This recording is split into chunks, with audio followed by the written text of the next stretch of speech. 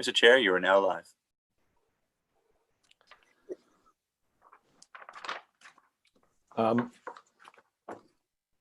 Quorum being present, I call this meeting of the Annapolis Historic Preservation Commission to order. This commission operates pursuant to the land use article of the annotated code of the state of Maryland. Local authority for the commission is derived from municipal code of the city of Annapolis, chapter 21, section 56.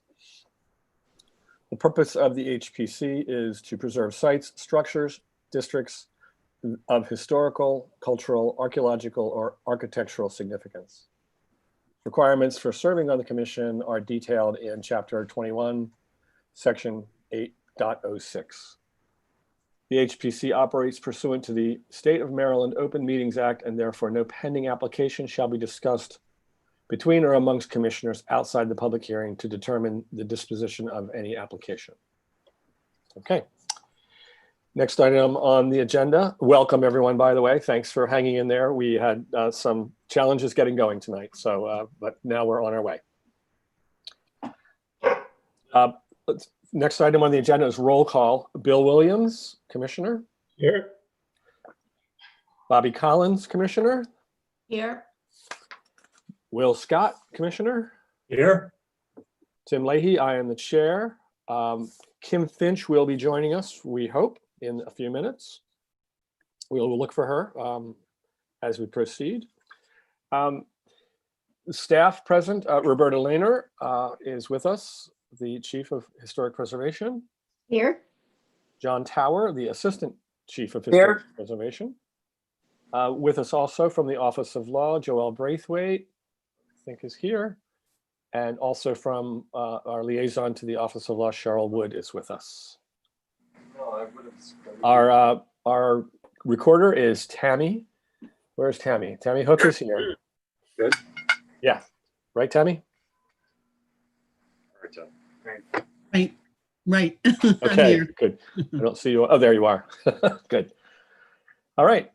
The commission is authorized to require the oath in order to testify, and this is done en masse. It includes applicants, staff, consultants, professionals, and those who seek to enter their comments regarding any of the applications which will be heard this evening. If you intend to testify, please unmute yourself and affirm, just say yes, if you would, after I make this statement. Do you affirm under the penalties of perjury that the testimony given and the statements you shall make are true to the best of your information, knowledge, and belief? Please unmute yourself and state I do. I do. Okay, thanks very much. Next on the agenda is announcements. Roberta, would you like to make announcements? No, I don't have any announcements. Oh, come on, we got plenty of time. All right. Next is approval of minutes. We have three items for approval of minutes. October 13th, October 22nd, November 10th. Does anyone have any changes or comments? I actually have two, in addition to what I already talked about with Tammy. On October 13th, on page 3, in the first paragraph that begins with Mr. Schwartz, is the new house will meet the height setback codes and codes. Oh, I'm sorry. Into the second paragraph, Chair Leahy summarized B3 building height not in bulk, but and bulk. I'm sorry, it was and bulk. Okay, that's for October 13th. And then October 22nd, the question is, that was called a virtual public hearing in the title. The question is, shouldn't it be called administrative meeting? Yes. Okay, That's all I had. And I had one, Tammy, at the very end of the November 10th minutes. I think there's a vestige of a previous meeting that talks about the next meeting date will be held on a certain date. I think it was November, that might have been today. It says ethics, it will be an ethics meeting. I think that's probably a leftover from minutes from probably July.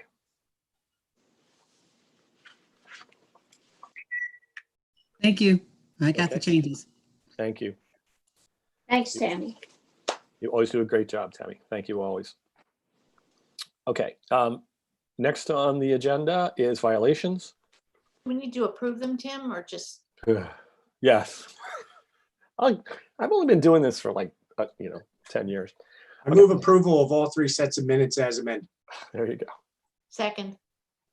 All in favor? Aye. Aye. All right. Next on the agenda is violations. Roberta, any updates on violations or other commissioners?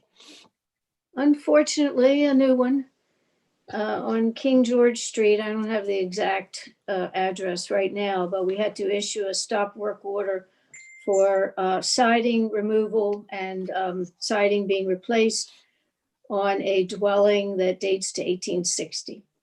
So we're in the process of reviewing an application related to that. That's all. Okay.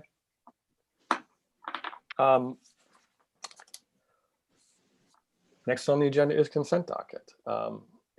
Has Kim been able to join us? I can't tell. Not yet. No, I have not seen her. And I just called and left a message. So I'm hoping that either she gets back to me in just a moment or magically appears. All right.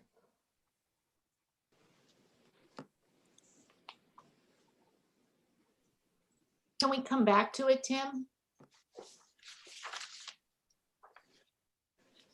I think in the interest of,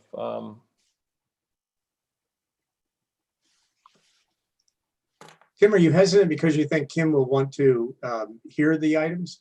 no, I'm not. I'm just hesitant about procedures. And I think that, I assure you that in my experience, we can go ahead and Okay. act. Now, I'm not trying to rush it along. no, it's fine. I want you to be confident that you're doing the right thing. I- We can go ahead and vote. Then we've established a quorum. The meeting is now official. Yeah. If somebody needs to recuse themselves, even if it drops below a quorum, the action is still valid. I think I would agree, and also if it was controversial or an issue at all, I would not do that. But this is not controversial, so I think we should move forward in the interest of all the attendees of the meeting. Yeah, So we've got thanks. 30 people out there. Yeah, Yeah. I know. Okay, I think if other commissioners are in concurrence with that, let's move on to the consent docket. For those of you who are on the call from the applicants from 4 Southgate and 39 Franklin, the consent docket is a procedure designed to expedite certain applications before the HPC. In order to be considered for the consent docket, the application must receive recommendation for approval or approval with minor conditions from all city staff and the commission's technical advisors. Also, there needs to be no public opposition to the application. If an application is approved on the consent docket, the applicant does not need to testify further. But please remember, you must still obtain the necessary permits from the city prior to commencing work. The following applications are eligible for the consent docket: 4 Southgate Avenue and 39 Franklin Street.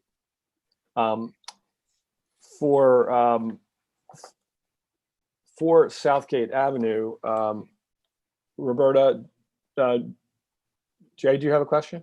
Oh, no, I was just saying I was here for that project. Oh, okay, great. I need to go to the staff reports, which I think I pulled up, to make sure there are no conditions on 4 Sure. South. There are, There are Okay. 3. All right, can you read those out? And then I would like the Jay, I guess, as the representative for 4 Southgate to agree to those conditions. Okay, there are 3 conditions on the conditional approval for 4 Southgate Avenue. They are as follows. Applicant shall submit specifications for repointing of original brickwork and arrange for a site visit as work commences to ensure the technique will match the color, texture, and tooling of the original mortar. Number 2, applicant shall coordinate archaeological monitoring with the city's consulting archaeologist for any new excavations. And number 3, the applicant shall submit an HPC revision form for staff review and approval to all exterior changes not specifically approved in this application. Okay, Jay, and you're representing the client on this, the applicant? Yes, yes, And sir. you accept those? We accept, we agree. Okay. All right, and Bobby? Can I just on- make one clarification? Sure. I just want the commissioners to understand that there were 2 options for balustrades. One was traditional and one was cable rail, and the architect is going with cable rail. That can be noted actually, it can be noted in the minutes. Okay, on 39 Franklin Street, Bobby, if you have the staff report in front of you, could you read the conditions? Yep. You just flip to the right page. Because Roberta's reports are always so nicely detailed. They are. There's actually one condition on this approval. Applicant shall arrange for a site visit prior to work commencing to approve the masonry sample panel that matches the color, texture, and tooling of the original retaining wall mortar. Okay, And that's acceptable to us. all right. Then I'll take a motion for the consent docket. I move that we approve the applications for 4 Southgate Avenue and 39 Franklin Street. They are conditional approvals with the conditions agreed to by the applicants, and they meet with all required guidelines. Okay. Second. Second, all in favor? Aye. Aye. Opposed? Abstain? All right. So the consent docket passes, and just for those applicants, the reason we need to go through the process of consent docket without a detailed review is to enable public comment on those in this setting. So that's why we have you come and meet with us. So I appreciate your time, Thank and you're free to go if the applicants are free to go. All right. Very good. Thank you. And so now we'll move on to the pre-applications. The first pre-application is for St. Mary's. So Don, first you can make a presentation. I think we've all looked at the packets you sent, the PowerPoint, and this is the second time you've presented it in detail. And so why don't you walk us through your presentation, and just as a matter of course, would you kind of focus on the differences between July 14th presentation and this one, and then we can understand better what we're looking at. Okay? Don, do you mind if I go? Okay. Don, you're muted. You're Tim? muted, Don. I'm sorry, maybe someone could introduce the whole team. Certainly. Tim, and if you don't mind, we had decided I was going to make the presentation tonight. I'm Pat Mulligan. Okay. Hello, and I hope I'm on video. Don, you're still muted. Yeah, Now you are, Pat. there you go. Okay, thanks. Don will certainly join in. Let me introduce myself and then I can explain the other members of our team. I'm Pat Mulligan. I'm the chair of the environmental stewardship at St. Mary's. The parish, of course, and the landowners are represented by our pastor, Father Woods, who's probably going to be joining us pretty late since he didn't think we'd be presenting until closer to 8 o'clock. But we will hear from him later on. And our Keith Binstead is with us. He's our designer from Underwood and Associates. He will be handling the second part of the presentation. And there are several others on the team or associated with us from DNR, from the U.S. Naval Academy, who will be jumping in as we need subject matter experts as we go through. Okay, so why don't I just start and. Actually, Pat, if I could just, the part of the process here, this is a pre-application. Mhm. And therefore, this somewhat it is less formal than an application, so there will be somewhat free-flowing conversation. So people, commissioners or staff will be going back and forth. But so you need to understand and acknowledge that any comments made by members of the commission at this pre-application meeting are in no way to be interpreted as approval of the project or denial of the project.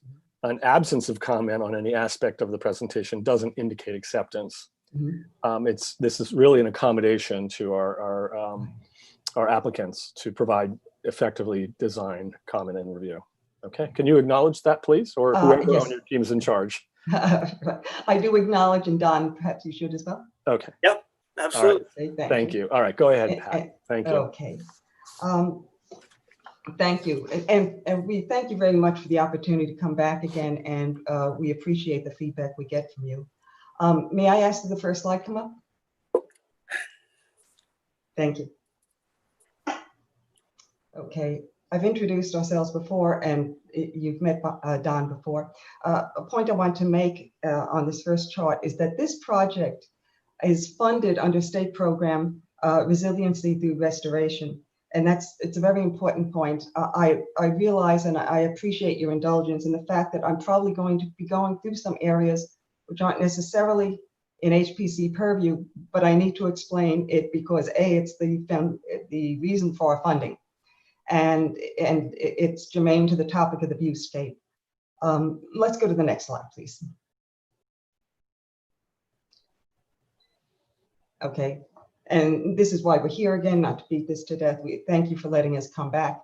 We want to expand on some of the conversation we heard in the meeting this summer on aesthetic considerations, show some visualizations, talk a little about some design changes which we've made, and to address some other comments on the purpose of the project. Can we go to the next slide, please? Okay. The rationale for why St. Mary's is doing this project is we're looking for a natural permanent protection of our shoreline and landscape. The methodology we're using will make a contribution to climate change mitigation and prevention because by its nature, it sequesters carbon in wet soil, and that's called blue carbon sequestration. And it also absorbs nitrogen and prevents that from becoming a greenhouse gas. There are additional environmental benefits that are important, and we'll talk about water quality. But again, even though there are those additional benefits, I bring you back to, we had to meet specific criteria to get funding from the state for this. And the reason we are funded to this point is that we are proposing a method that will make us resilient to coming climate change that we know we are vulnerable to on that shoreline. Can we go to the next slide? And just a few considerations. We're a Catholic institution, of course. We have guidance from a Catholic environmental doctrine. We are very concerned about aesthetic conformity to the iconic Viewscape. We're very conscious of how important that view is to the city, that everybody going across the bridge sees it coming in, that it's on publications that advertise the city. And we're also spent a lot of time thinking about preservation of the historic seawall and requesting your comments as we go through on what we're proposing. Can I go to the next, please? Okay, these are our particular shoreline vulnerabilities: sea level rise, saltwater intrusion, and it's the salt that I want to emphasize here. Deterioration of the existing bulkhead, and there's a picture of that in the backup slides. We are doing a project with Professor Johnson and her environmental students, excuse me, her engineering students at the US Naval Academy, and erosion around the bulkhead. Let's go to the next slide, please. Annapolis, I'm not telling you anything you don't know. Annapolis is one of the US cities most vulnerable to sea level rise. Coming sea level rise is not going to be experienced everywhere in the world or even this country in the same way. Features of your geography and your topography can make you particularly vulnerable, and Annapolis is especially vulnerable to inundation from the sea level rise. Can we go to the next? Thank you. I'm about to talk about a set of data that we referenced heavily when we proposed for this project. I'm going to show you these two slides again as overlays over aerial photographs that'll make it even more obvious. But these are the two climate change impacts that got us the grant to begin with.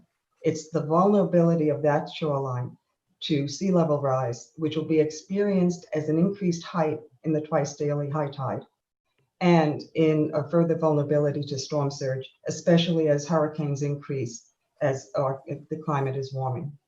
Could we go to the next, please? All right, I'd like to stop and talk about this for a minute. Please note there's a few charts where you'll see reference numbers on the top. They contain key data. And in the backup charts at the back, they are very heavily referenced as to the agency which produced them, how it was produced, where it was published, and so on.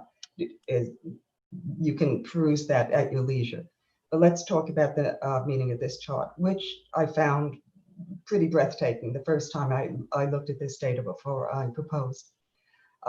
This is the projected, NOAA's projected inundation that will come at high tides. And at different projections, you can see at the bottom, there are 3 different projections: 0 to 2 feet, 2 to 5 feet, and 5 to 10 feet inundation. Now, different agencies use different planning metrics. The state of Maryland uses 2 foot inundation by 2 foot rise in high tide by 2050. And that is the one that we used when we applied to this for this project. If you look at the colors going in on this chart from the creek, there's a very, very light aqua at the beginning. The medium aqua tone is the 2 to 5 foot inundation that we are using as our planning basis, and our estimate for what could happen to that bulkhead, into that lower terrace, and to the vegetation in that terrace at about that time. Of course, it's not going to magically happen in 2050. It's going to slowly happen every year since then.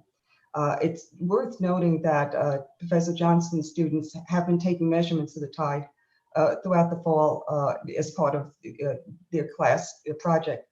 And they already made observations between early October and early November of that would have, when we're at the point where sea level rise has risen 2 feet, would have multiple times per week at that point have crested the bulkhead that we've got there now. This is what we're going to be facing in the future.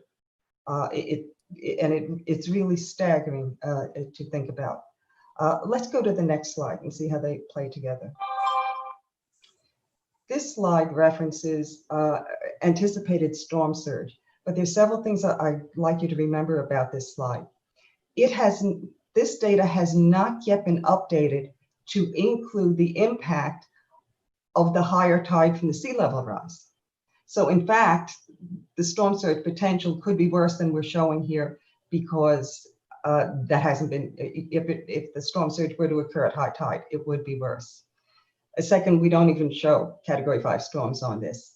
And the third thing I'd like you to remember is many different attributes of a hurricane cause the damage you experience from them. It's not only storm surge, it's wind, it's many other things. Just to remember, Isabel was a Category 2 storm, and Annapolis still had extensive damage from it. Let's go to the next slide, please. All right. So bearing that in mind, and when we talk about the viewscape, as I said, what we've been largely thinking of from the beginning was, what are we going to see from the bridge? But we're also remembering that what we're going to see in the future is not the view we're looking at now. It will be different because of the flooding that will be coming. We are looking for a design that could preserve as much of the aesthetic as we possibly could, while dealing with the reality of the increased flooding and, critically, the increased salt that the vegetation will be exposed to. So we do not have a final landscape design yet, because we wanted to get further through the permitting process, and if we had any changes along the way that would impact And we didn't want to spend the money in advance of knowing how the design was approved. But our plan is to choose vegetation for color and texture that is most similar to the lawn grass that we see there now and on the lowest terrace.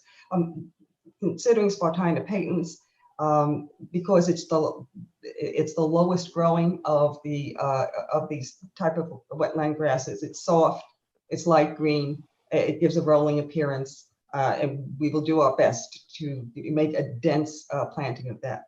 We will keep as many of the existing species that are there now as we can, including individual specimens. But the thing we have to keep remembering is not many plants have salt tolerance. If you saw the Capitol Gazette on Thanksgiving Day talking about salt kill in the area, even loblolly pines are dying on the Eastern Shore where there is salt intrusion. So bear that in mind when we talk about changes that would have to be made to implement this project. If there's a magnolia tree, if there's something near the shoreline that's not going to survive these changes under any conditions, no matter what we do. And we're trying to preserve the linear form of the garden elements. We also think they're important. It was a matter of some discussion in the summer, and I'm going to address that when we come to the changes we considered. And I've already said we have to take plants that are tolerant of flooding and salinity.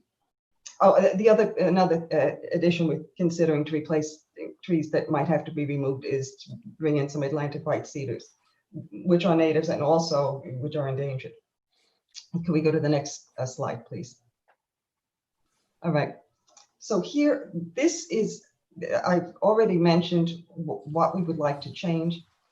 On the left is the current viewscape as it exists now, which will not be there in the future because of the flooding that we anticipate.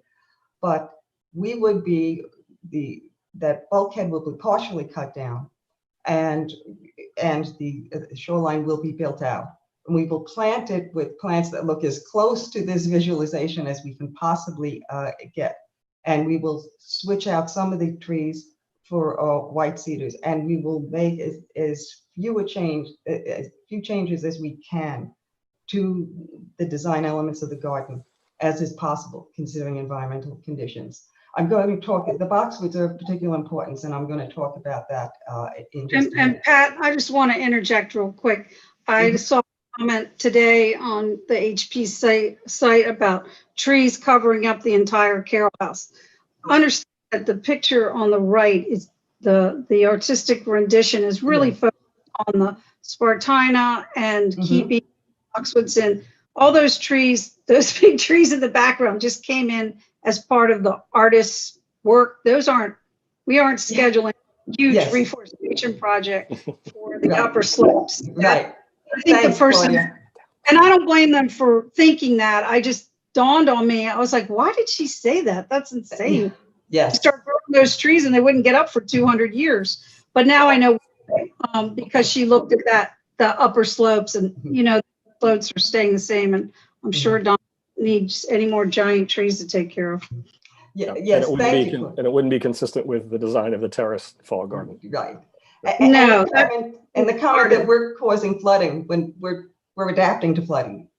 Okay. All right. Could we go to the next slide, please? Okay. Now, again, these are, we're trying to explain the degree of linearity we can keep in a living shoreline. Please do not be off-put by the pictures. The vegetation is very different from what we're going to plant. As I said, we're trying to choose our plant species so that we'll keep it looking as similar to what it is now as we can. But there was one living shoreline put in at Maritime Museum, and I think many of you are familiar with St. John's living shoreline. And I want to point out that what's at Maritime Museum is a type of grass that is much higher than the one we proposed, and which was a particular consideration not to have that. Could we go to the next, please? Okay. Changes since the last meeting. This may seem small, but I hope you will stay with us. There was a chart shown in the summer meeting, which was referred to as the spidery thing chart. It shows some dead wood on out. It's gone. That's appropriate for a different, entirely natural situation, but it's not for the urban environment that this project is going to be in. The next thing seems like a small give, but believe me, I can't tell you how much discussion it took on our parts. We've decided to attempt to retain the lowest level of the boxwood hedge. That doesn't mean we can keep them alive. We've got to understand that. If this is an important garden design element to the HPC, we will do our best to keep it. What we were considering doing before was either removing them or removing them and replacing them with a tolerant bush like bayberry and pruning it into the same shape as the upper terrace boxwood. I've seen it done on other sites. I think a lot of people are turning to that species precisely because of sea level rise. But we're willing, if you want, to leave the boxwood in and just deal with it when they die, which they will eventually. The next, in response again to the desire to have for linearity in the viewscape from the bridge, I asked Underwood & Associates to please consider shortening the headwater, and they did. But the trade you have then is you have to go further back, and we have the design we have because we're trying not to involve the historic seawall. If you look at the graphic at the bottom, let's come in from the creek. You're coming in, the first structure you see is the existing bulkhead. The dotted part of it shows where it would be cut down. Come back, coming shoreward, back behind it, you see the first planting. The red rectangle is an edge. The red rectangle is the location of the historic seawall. The edge you see above the soil can be exposed partially for part of the length of that seawall, and we'll speak more to this later. It doesn't have to be. We could cover it up again if there is value historically in having some of it exposed, so it could be seen and visited and so on. We can do that. But the reason for the shape of the design we have is to not involve the historic seawall, which we have always believed, it was important to us, but we believed it was very important to you. So I'm sure we will have discussion about this at the end, not right here. Those are the three main changes we have been talking about since we've been here in the summer. Could we go to the next one, please? Okay, I merely want to point out, and not beat this to death, the shoreline has wandered a lot over the decades and centuries. And again, I just want to make the point that it's seen a lot of changes. It isn't specific back to the time of the Carroll family. Can we go to the next? Okay. And I will introduce this topic. Jackie will likely want to speak up here. We have been coordinating with her office. The city supports this project. It fits into their resiliency plan. St. Mary's owns one of the largest contiguous pieces of shoreline on Spark Creek. And we are being proactive in attempting to protect it from climate change without relying on city resources, which is also made them happy. We point out that MDE prefers living shoreline, other hardened structures for protection. It will generate TMDL credits, which will go to the city. And I will defer until we're in open conversation on any other thoughts that Jackie has about this. Can we go to the next? Okay. So we just want to point out that we're not trying to change for the sake of change. We're proposing to make a change for protection. We think we're making a unique response to the challenge. I'm sorry if it sounds like we're bragging a little, but I think we're sort of setting an example to some of the other waterside property owners. We've submitted the letters of support from the multiple institutions we've had to you already. before I make the last point, I want to say, I think St. Mary's is very lucky, given our position on the creek. We're a historic property and we're a historic waterfront property. And there's a lot of waterfront historic properties throughout the Chesapeake Bay who can't do anything, or in a practical sense, there isn't much that can be done to save them. There's islands disappearing in the Chesapeake. And counties are losing property. So we trust that you'll take these considerations we've been pointing out to you for the full context of these issues we've discussed, and that we will get to the point where we have your support. Now, I know you have further questions that you wanted to ask about the design specific. We've included those charts in our backup, and we could go to them immediately if you would like Keith to address them, or we'll wait for questions if you prefer. Actually, Pat, that would be great. What I'm most curious about is the difference between the design we reviewed in July and this design. But before we go there, I want to stress that I personally, and I'm pretty sure all the commissioners understand the importance of sustainability and resilience. And we applaud any effort to do that.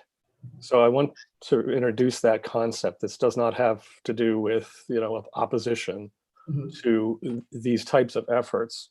In fact, we have a history from the Preservation Division working with the city. The Weather It Together report, which was included as one of your references, was sponsored by Preservation. And in fact, Jackie and I have talked over the last few weeks, and we've invited her to join us in our meeting in February to talk further about this topic. So I just wanted to let you know that we understand and applaud the effort. But our job is to enforce or to review applications and apply our regulations. And so that's what we're going to be talking about tonight. So if you would, just let us know. We gave you a lot of feedback in July. And so let us know how you took that feedback and what changes you made so we can focus on that. Okay, as I said, the changes in the package don't seem big in design structure. They were big in concessions for us. The first is getting rid of the stabilization feature of the dead trees that were underwater, the spidery things. Yeah, they're gone. That was the first one. The second was retention of the boxwood. I know that sounds like a small thing, but I can't tell you how much concern it's giving us in discussion, but for trade, we'll offer it up. We won't be able to protect them from salt intrusion in the future, but we'll buy a few decades maybe to keep them there. And the third is we did not succeed, but we wanted you to know we tried to increase the linearity or decrease the amount of crescent we had to put into the design. The reason we have not done so, although we can do it, it can be done, is it will cause a shoreward intrusion into the area of the historic seawall. And we are presuming that that is an asset that you would want to preserve even more perhaps than the linearity of the shoreline. If we're mistaken in that assumption, we'd be grateful if you'd let us know that. So those are the three major changes we've made. I mean, there are small other things that can be done with vegetation. And if it's appropriate, when you're done with your questions for me, would it be all right if I asked a few questions of you? Absolutely. This is a free-flowing, as I said, this is a pre-application, and so it's a conversation. And we are, as the commission, trying to help an applicant to understand how to bring a project into line with our guidelines. So of course you can ask us questions at any time. Thank you. So please, why don't you, or would you like me to go now? Well, first, what we normally do is see if any of the commissioners have questions for you about your about your application. Mhm. And then we ask Roberta to comment, to provide her comments as Mhm. far as staff. And then the commissioners deliberate to a certain extent, but it's a free-flowing conversation. Mhm.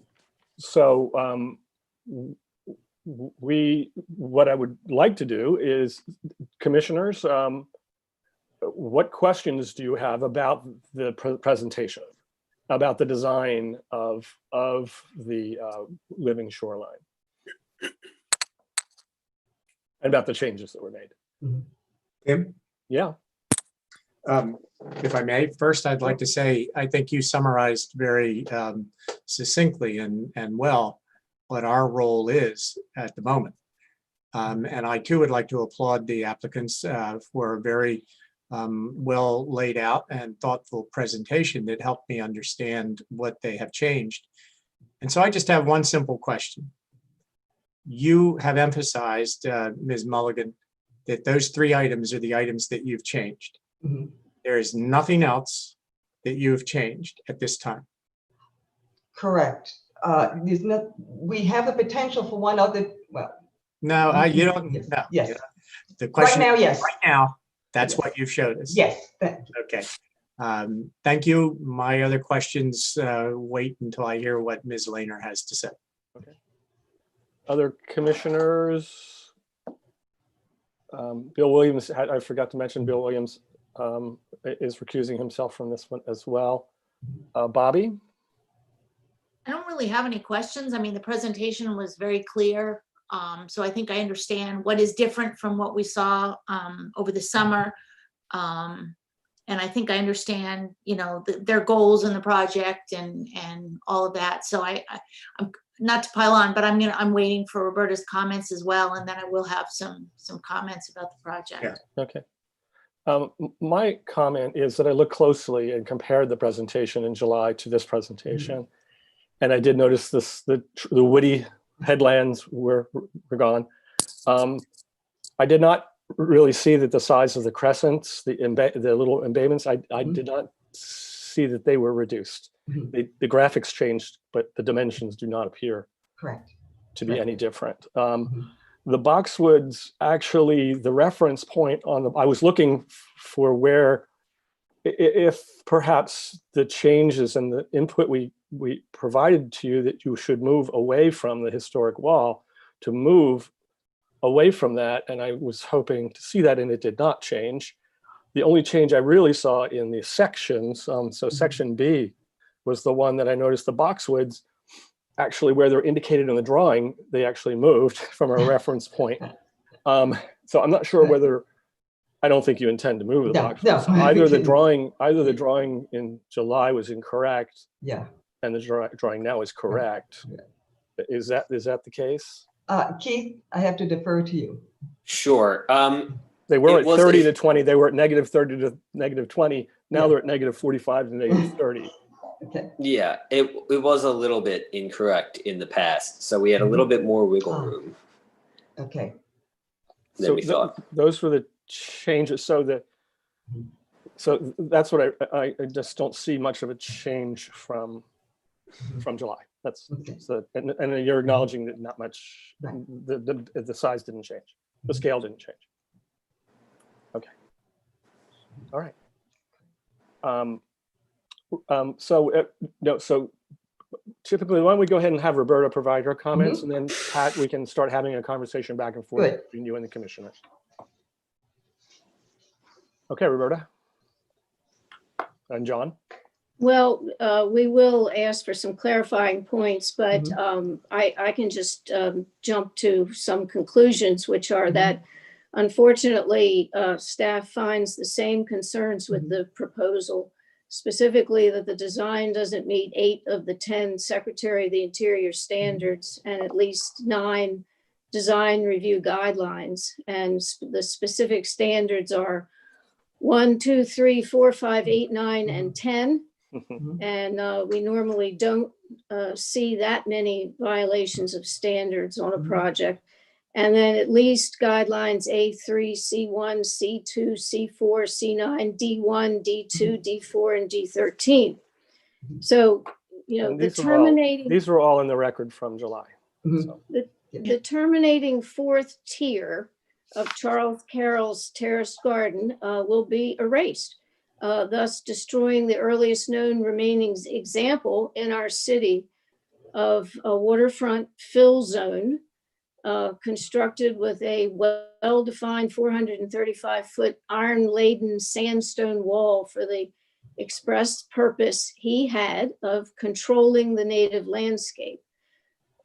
So more commonly known as the seawall, Carroll called it his stone wall, that will literally be destroyed by the weight of the sand on either side, and as well as the exposure that you were talking about might be a good idea. It's actually a really bad idea, which directly violates standards 2 and 5. The iconic plan of the terrace garden and the house will be literally amputated by 6 coves of marsh, cobbles, sand, boulders. All of that extends 30 feet inland and 40 feet out into the water. So even standing out on the bridge, you can imagine how far into the existing garden it goes, and how far out into the water, and that's from the existing bulkhead. That idyllic photo that was shown in the presentation appears kind of like a midsummer high rainy season, which is really unlikely to show the reality of a living shoreline based on the actual examples, including ones that you showed from the Mariners Museum and Assateague. And I have recent examples from Assateague in winter, if you need to see them, that show quite a few of the rocks and mud and dormant grass. Also, as was already mentioned, the photo rendering shows the Carroll house literally obscured by mature vegetation, which apparently was an artist's license. Mhm. So, you know, this landscape, it's the product of a signer of the Declaration, and it was built under Charles Carroll's personal direction between 1770 and 1775. So it's exactly the type of rare landscape that's cherished by historians, not as a lesson in a book of what did exist, but as an actual site to experience. And, you know, I understand there's going to be climate change and so on, but really every effort needs to be made to preserve the remaining features, not destroy them. And there are ways to do that and accommodate rising sea level too. That's all I have for the moment. John Tower, please feel free to add in, and John also is going to have some questions as well for the graph that was not discussed in this presentation, but was kept being referred to as backslides or something like that. But there are a number of questions about the drawing that was submitted with this application. It's still dated July, even though it appears to have changed. But so, John, please go ahead. well, wait a minute. Are there more drawings we should be looking at right now before John refers to drawings we haven't seen? Well, they're the cross sections Were they in our that packet? were included. In the Oh, back. okay. Yeah. All right. I referred to those sections as well. And yeah, they haven't changed. It's John Tower. So the cross section that was shown was different from what was included in our packet. In the presentation tonight? Yeah. All right. Well, maybe we could go back. I wasn't aware of that. So the well, at least what Roberta and I had showed the boxwood back 30 feet. And I think it's really important for us to make sure that we have specific areas for these features. Mhm. Going to be a discussion that goes forward. Uh-huh. Tonight's just a pre-application. Yeah. It is critical that everything on the plans and the renderings and so on Mhm. reflect what is actually going to happen. And Yeah. if you look at the cross section that was shown tonight, the foot of the wetlands is at the base of the box. And John, are you referring to what is page 23? Is what I'm referring to. That was The cross section. See. I'm looking at what we have. It's page 23, and there's 3 sections, cross sections. Right. Mm-hmm. But are you looking at what was recently distributed or July's? It doesn't make that much difference. I am looking at what is in our folder for tonight. So if something was different in tonight's presentation from the applicant, then we should. Well, the difference is the slide was different from what was in the folder, which is different from what we saw in July. Okay, well, it is different from July. The presentation in July was 25 pages. Tonight's presentation is 35 pages. But... No, I mean in terms of distances. Oh, yeah, there were changes. I mentioned that. The boxwoods moved. The distance between the existing bulkhead and the boxwood. Yes, I mentioned that. They moved. The boxwoods moved. Right.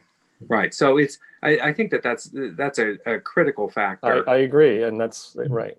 And so I think what we heard was that was incorrect in July and it's correct tonight. That's what I heard. Yes. I'm not sure that it is. I think it might be closer. Tim, if I may. Yeah, we're getting down into the weeds literally here. Okay. Well, yes, Will. Well, that's what I was going to say. This is an important point. But there's other issues. This is a pre-app, Yeah. and I don't think that we should concentrate on that. I think there's another overriding issue, There are other overriding issues. and I'm going to get there when it's my turn and the right time to say that. Yeah. Well, the So, John- important part is the statement that the boxwoods would be retained, but would likely die. So the location of the boxwoods is important.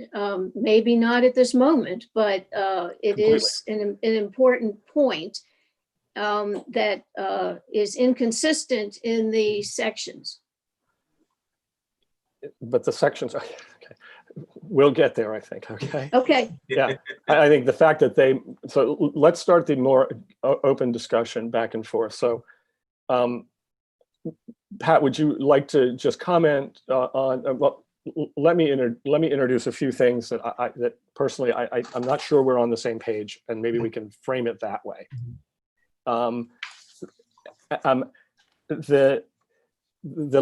First of all, the significance of the garden design itself. You're hearing a lot of feedback on that, and the design included a very straight line. Yes. And I'm not sure how you can say that you've preserved with this, not you, but that this design preserves a straighter line there. You know, even in the St. John's type presentation, where there is no, these crescent shaped things are not linear. So maybe we should just, if I can, frame that discussion with the permission of the other commissioners. Like I said, can we focus on that design element as not being compliant with the Secretary of the Interior guideline number 2? And to frame this, I'm not sure, again, to anyone who hasn't been here before, our process, we start with the Secretary of the Interior as the top level of guideline for us that we are asked to implement. Then we have our additional guidelines that we have added. But if we can't comply with the top level, we have no need to go to the lower level, to our own that we have created. So that line and the design and the importance of that design, and then the actual stone wall that delineates that line as a physical feature. So the first is it's not linear, and the second is you put a risk at a feature that is not at risk right now. So that's what we're thinking of. So what questions do you have about that? I think before we leave for the night, I wanted to defer to Keith to talk about the risk to the stone wall of the construction, the sand around and so on. But my higher level question to you comes from the guidelines. In interpretation of the guidelines for preservation of a historic asset that is non-static, we presented a lot of data that shows it's not going to be, I mean, it's artificially linear now because there's a bulkhead. The bulkhead will be awash within a few decades, very significantly. I must confess, I retired from NOAA. I didn't work coastal or anything like that. I came from the satellite service, but I was aghast when I saw those maps the first time. I didn't know that the extent of inundation would be that bad. So how do we apply preservation of an asset that we know will be changed one way or another? Roberta referred to there's other techniques. Are there other sea level rise techniques that HPC finds more acceptable that would preserve linearity?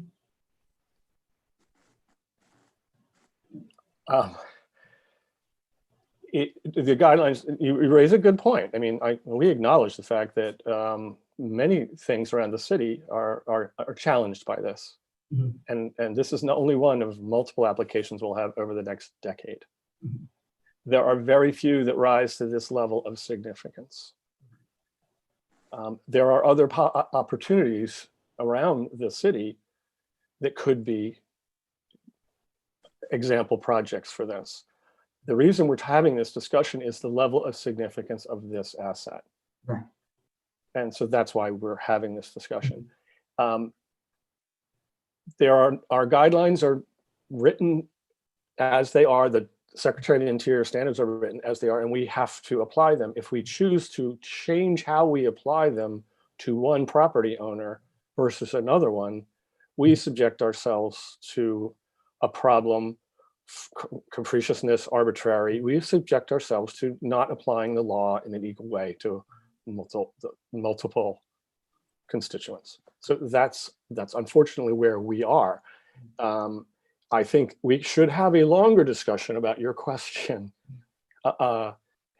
in a broader scale. Do we need the Secretary of the Interior to change their standards? Does the state need to help us? I would welcome that discussion. But unfortunately, where we are right now, that's not happening.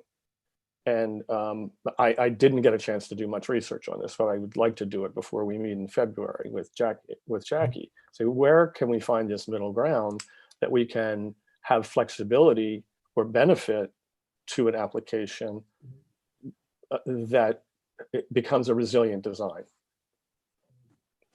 So I have even asked Jack. Oh, sorry. No. Please go ahead. Continue the discussion with Tim. I just want to. No, I don't want to be the only one talking. So well, I'll talk. Yeah, go ahead. Okay.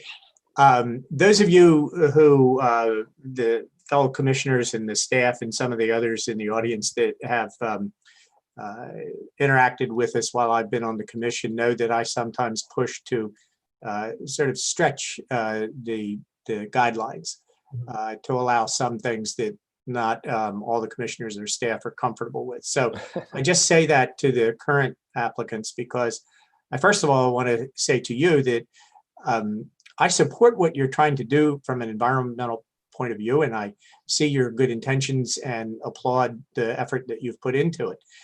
But I think Tim said very well and very clearly, we have these guidelines.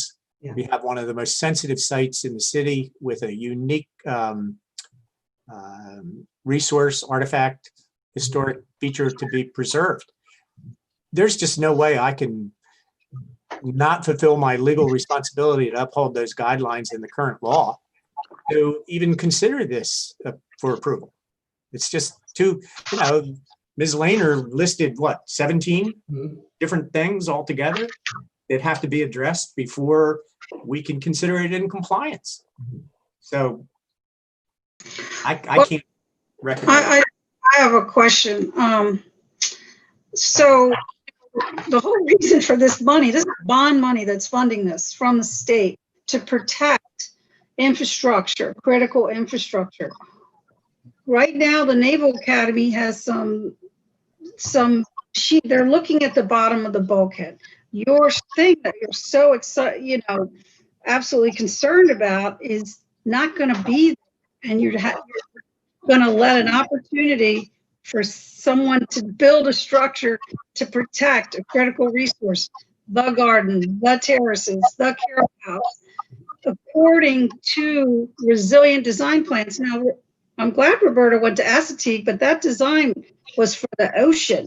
It wasn't for Spa Creek. So of course it's going to be wild and dramatic. If you go over to funded and paid for this program to protect the Annapolis Maritime Museum building and shoreline, infinitely better and more protected historic resource than it was before we showed up there. This is the same theme, and I think it's unconscionable that you would allow this to pass as protectors of a historic resource. It just seems really bizarre to me. And I know that the wall is back there and it's super important, but what's happening is that there's an underwave with every storm surge and every high tide that hits the wall and actually goes under. You can't see what's actually happening behind that seawall. Lines in nature are not resilient. Lines break down. That's why the thing behind it is not a static historical resource. It would literally be a pile of shell somewhere in the bottom of Spa Creek covered with silt. And St. Mary's is saying, oh man, this is expensive. It's 600 feet to replace and protect this thing. We need help. They came to us, and this is, the best design for what's planned for the sinking of this area and also for the intrusion of the Atlantic Ocean as the water warms. So just, you have to keep it all spinning in your head, but I think at the highest levels of government, they would want you to protect the Carroll Gardens, the Carroll Terrace, the boxwoods. 20 to 30 year lifespan for those boxwoods. They're not even that old. The bottom line right now, I think they were maybe planted in the 50s. So just, there's Japanese boxwood. There's things you do to protect your iconic landscape, and it's maybe not your responsibility because you don't have to pay the bill, but St. Mary's is doing the best job they can, and they need our help. They need your help. And nobody likes the big woody debris, which is really good for the aquatic and nearshore resources. So we yanked it out, and there's going to be grass. And when you look at it from your boat, you're going to see grass, and then you'll see the bushes. And yes, you'll see a little bit of sand and cobble, but that is the resiliency aspect. Mm-hmm. And all the trees we already talked about. Yeah, Will, you want to Victoria go? has it. Lori Johnson. Yeah, hi. I'm an assistant professor at the Naval Academy, and I just wanted to chime in to say I completely agree with everything Claudia said. I'm in the coastal engineering or the ocean engineering department, and I'm working with a group of senior or first class midshipmen to collect environmental data and coastal engineering data about specifically the St. Mary's site. And we performed a site visit in October and found several areas where it's actually quite concerning. There's holes that are over 6 inches deep and, about as wide as, sorry, where's my camera? About as wide as my fist. And you sort of my background is in coastal engineering. So for me, any sort of coastal engineering alternative, a seawall, a bulkhead, a revetment, a living shoreline are all viable alternatives. But in this case, it truly does seem like the bulkhead is failing. One benefit too of living shorelines that I think Pat touched on, and I just wanted to highlight one more time, was the coastal protection that they provide to inland infrastructure. So Pat mentioned some of the flood storage that they can provide during storm surge events. In addition, they provide significant wave attenuation because the waves as they go through the vegetation will be losing their energy. And so if there is a significant event, typically these living shorelines can do a lot to protect inland features such as critical garden elements or the Charles Carroll House itself. And I think that's all I had, but I just wanted to chime in there. Right. Thank you, Tori. I have a question based on what Tori said. When you said you're talking about holes 6 inches deep, as wide as your fist, are you talking about the modern bulkhead or the stone wall? I'm talking about the modern bulkhead. Yeah. So Okay, thanks. That's all I needed. Thanks. Yeah. All right. I'll chime in here. I want to reiterate what I said at the beginning, that I totally understand the project as it's presented. I think it's an amazing undertaking that you are trying to do. I totally get what's going on in terms of the engineering and the environmental and all of that stuff that's going on. But our purview is historic preservation, and the guidelines that we work with, the Secretary of the Interior standards, and the guidelines that we work with that are in our handbook, if you will, we have a lane, we have to stay in it, and we have to do what we've been told to do, what our job is. And it doesn't mean that we don't totally get what you guys are telling us, that we don't understand it, and we may support it. But our mandate is the historic preservation of a significant site. And we can't stray from that, as Tim said, or it would be chaos. We have to follow the guidelines that we work under. If there is a way for your project and our guidelines to somehow come together, even with a little bit of flexibility, if we can get in the same stratosphere, I think we could make this happen. But right now, it's a hugely significant site and a project that would essentially destroy it. And I really hate to sit here and say this, but I need to be clear that it's not like we can kind of just ignore our guidelines and support this project. There's a big gap. If I may, so one of the themes we keep hearing about is your mandate, which I understand very well, to protect an historic resource. If we look beyond the guidelines, which I know you have to work with, and look at that concept of protecting an historic resource in the bigger picture, I believe, and I think those of us that are trying to do this project believe, that that's what the project actually does in that bigger picture. It protects that historic resource.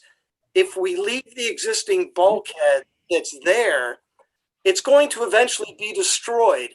And when it's destroyed, the shoreline starts eroding, and then the historic seawall that's currently buried and protected, that gets destroyed, and we end up with just an eroded shoreline that is even further away from what is historic than if we tried to restore it with a project like this. So I think we're taking the view that in the larger holistic view, the project does go a long way towards protecting an historic resource, which otherwise, unless St. Mary's is willing to pay an exorbitant amount of money to maintain a bulkhead, and they don't have a lot of incentive to do that, you're going to see the destruction and the loss of that historic resource, at least at the shoreline area.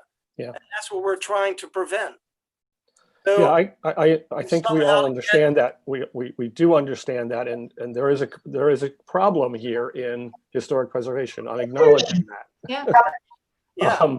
But we right now, where we with our guidelines, not this proposal doesn't accomplish that. Did you consider any other? This is a very large proposal. Did you consider options? We're looking to work together with you. Did you consider any options, or is this your only choice?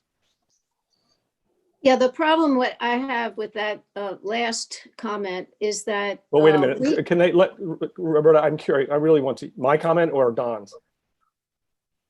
Don's. Okay. Look, I really would like to get to the. Well, it relates to yours because his comment was an all or nothing. Yeah. His comment was it's either the living shoreline or we're going to let everything fall apart. That's never the answer. And there are plenty of other solutions that are possible to preserve the seawall. And this solution actually won't preserve it. It will destroy it. Right, so back to. So go ahead. Pat.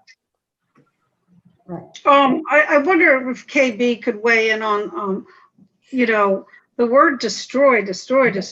Yeah. Destroy. That's, hey, this is. We're talking about two different things. Can we just get back to my question, Yeah. please? Yes. Did you Yeah, consider but I was just gonna alternatives?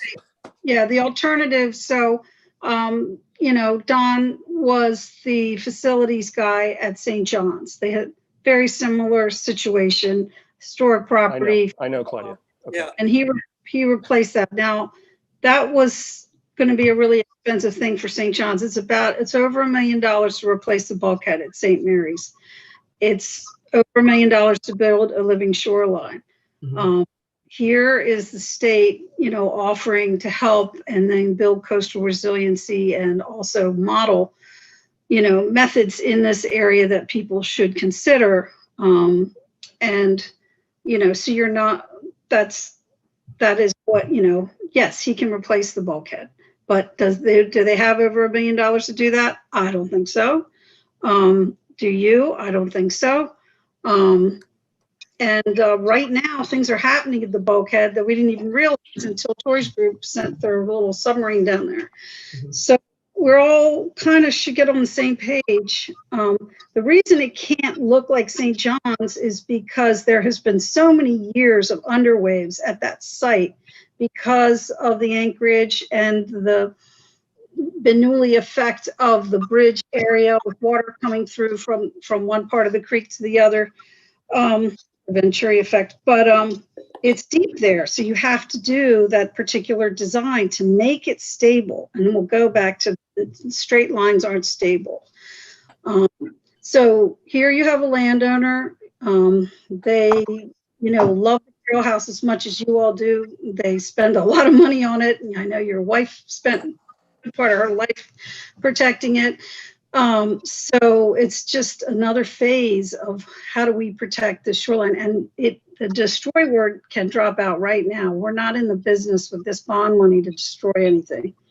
And if the viewscape is driving everybody nuts, everyone can be a part of the planting scheme and no large trees up on the terraces.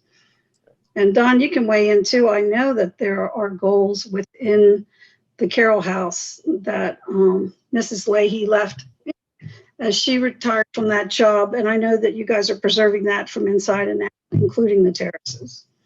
And Tim, may I answer your question that you asked before? Did we consider anything else?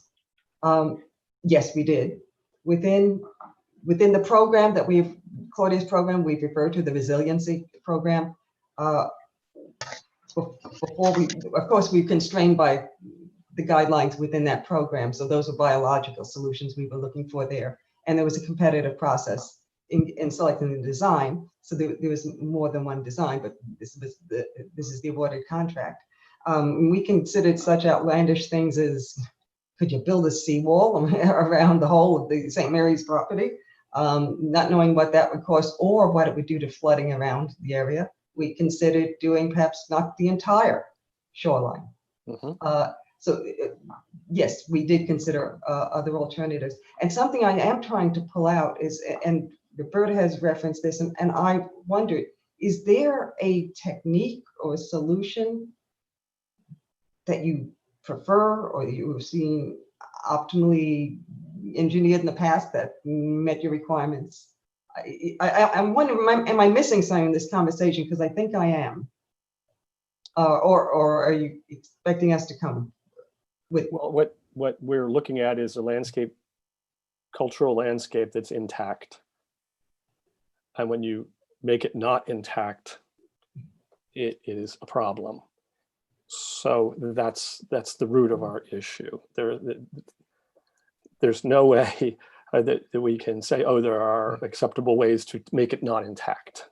So the fact that that is being not intact anymore is the problem. Moving away from the wall out farther into the harbor would be a possible route of discussion. But you are encroaching on the buoys. No, you are encroaching on the intact landscape Yeah. So if you moved into the harbor, that would be an option. I mean, we could have, but was that considered?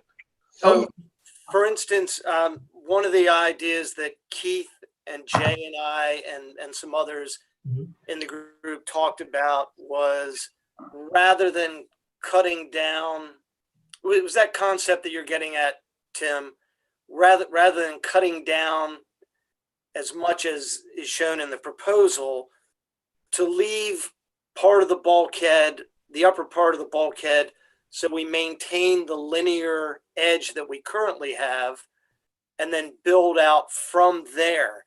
Now, it's a challenging proposition because we have a deep water site, and it would mean, as you say, Tim, going further into the creek, which presents its own problems.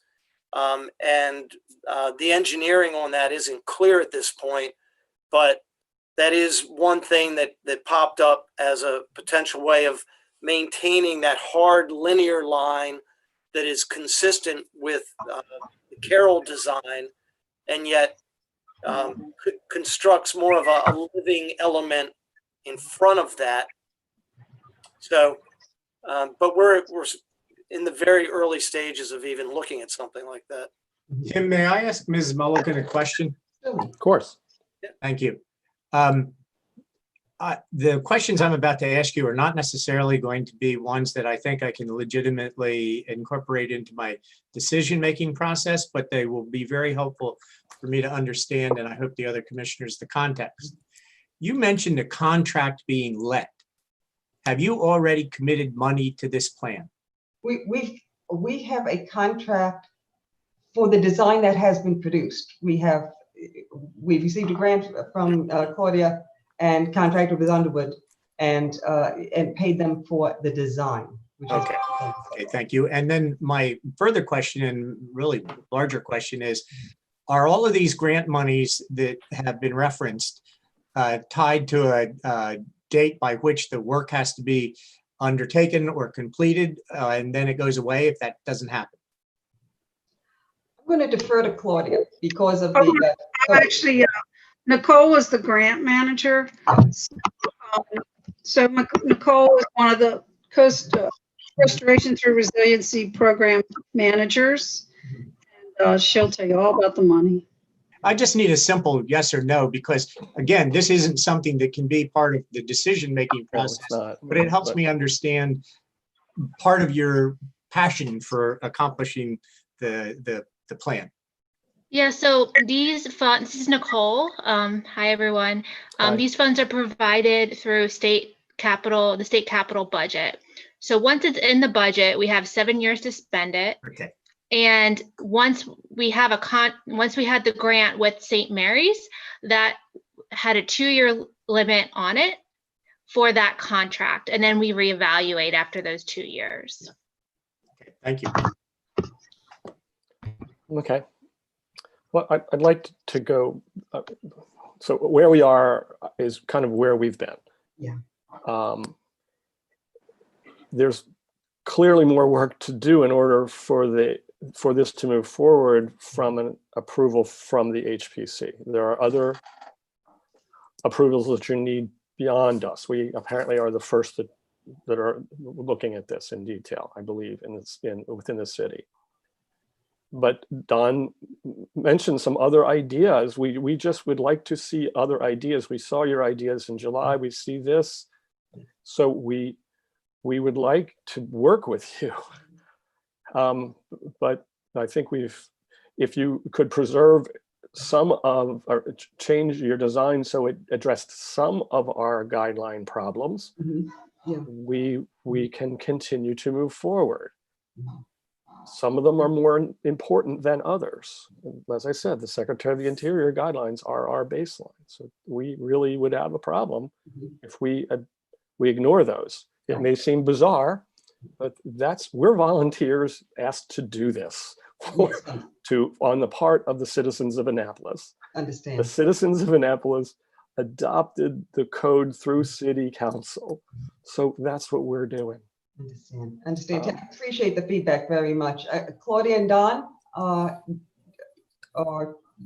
think that is an action we can take back. Do you agree? Yeah, absolutely. Yeah, Claudia? Definitely. It will raise other concerns because as we go channelward, we have other concerns with the city and the buoys and so on, but we will do so. Right. But we have a design budget. We Yeah. did gone through that two-year time frame or 1 year. We're rounding that up. The design, we've spent most of the design money because we have to save a lot for putting in through permitting or some, That's correct. We have extended this grant. We're in the third year mark right now. And at least through DNR, our grants don't usually go for a period longer than 3 years. So that then we would need to reevaluate the timeliness of the project. Right, Don and Pat, being a parishioner, and Don being an employee, had to spend quite a bit of time working through the redemptus levels of the redemptors all the way up to New York City, where their headquarters are. So there was some time involved with that. Anyway, missed out on probably working tangential with you guys, but it is what it is. Yeah. Nevertheless, I think we have a good take back from this discussion that we should huddle on really soon. Okay. So I usually end with, I need to summarize and then ask you if you have heard our comments or whether the comments have been valuable. So this is our second pre-application for the St. Mary's Living Shoreline. And as we found in our July presentation, there are multiple concerns that make the project still not feasible. The primary being the design encroaching on the historic garden and the existing landscape, and the specific design. I will just really again point to the Secretary of Interior guideline number 2, which is historic character shall be retained and preserved. And then we can go on with the other guidelines that Roberta mentioned, but I think if I just hang my hat on that one, that would be enough. But these guidelines, we consider Jackie and her staff, Racine, on our team. Can they get these guidelines and tell us a little bit more about them? I mean, They're on the website. They've been published. We talk about them at every meeting. Roberta is always available to talk about them, Claudia. Yeah, it's just me. I mean, I do a lot of work with the city of Oxford and Haverty Grace, and they're all getting resiliency shorelines, and nobody's ever brought up these guidelines before. And these are on the website. We're happy to send you the link, Claudia, but it's what we work with, and you can see. Yeah, oh no, it's fine. I just want to see them. Personally, everyone else has seen them but me. And they start with the federal government, and then they go to MHT next. So we derive all of this stuff from the state. It's not something the city just made up. Okay. Thank you, Tim. I appreciate it. Thank you, Pat. Thanks, everybody. Thank you, everybody. Appreciate it. Thank you. All right. Did we provide enough feedback? Yes. Yes. Okay, Yes. good. Thank you. All right. Thanks again. Thank you. Bye-bye.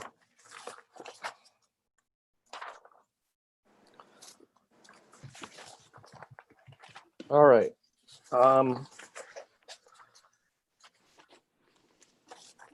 Looking for my agenda now. What's next? We have another pre-app. Yep, and we need to bring back, Bill can come back. the next 3 ones, the next 2 of Two. them don't include So him. Bill can rejoin us. Can't include him, yeah. Come back, Bill. Or come back. Did Kim ever get connected? Kim, I haven't seen or heard. I'd be here. Welcome back. All right, great. No, Kim never joined. All right. Wow. I see Father Woods joined. I hope you were there. So hi, Father Woods. Tim, one comment from the discussion. I On the past discussion, Bobby? Yeah, just Okay. there was the whole segment about addressing resiliency and sea level rise and climate change in guidelines. We've had conversations about starting to look at revising some or part or all of the guidelines. I think that's definitely something that should be part of the conversation when we have it.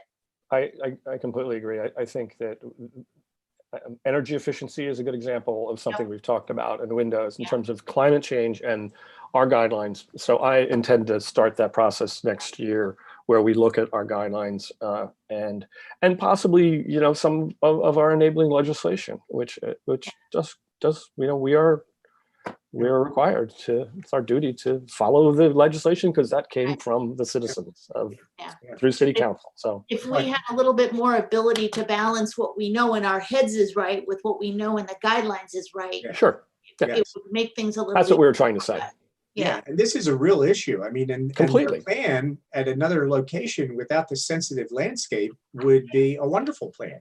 Absolutely. Yep. It's just not the right plan for this place. Yes, and I think hopefully we've made that clear, and that was the basis of the two comments that we received. Also, I should put in the record we received two public comments, which hopefully you were able to review. And they were very well stated. They were so clear. They should be shared.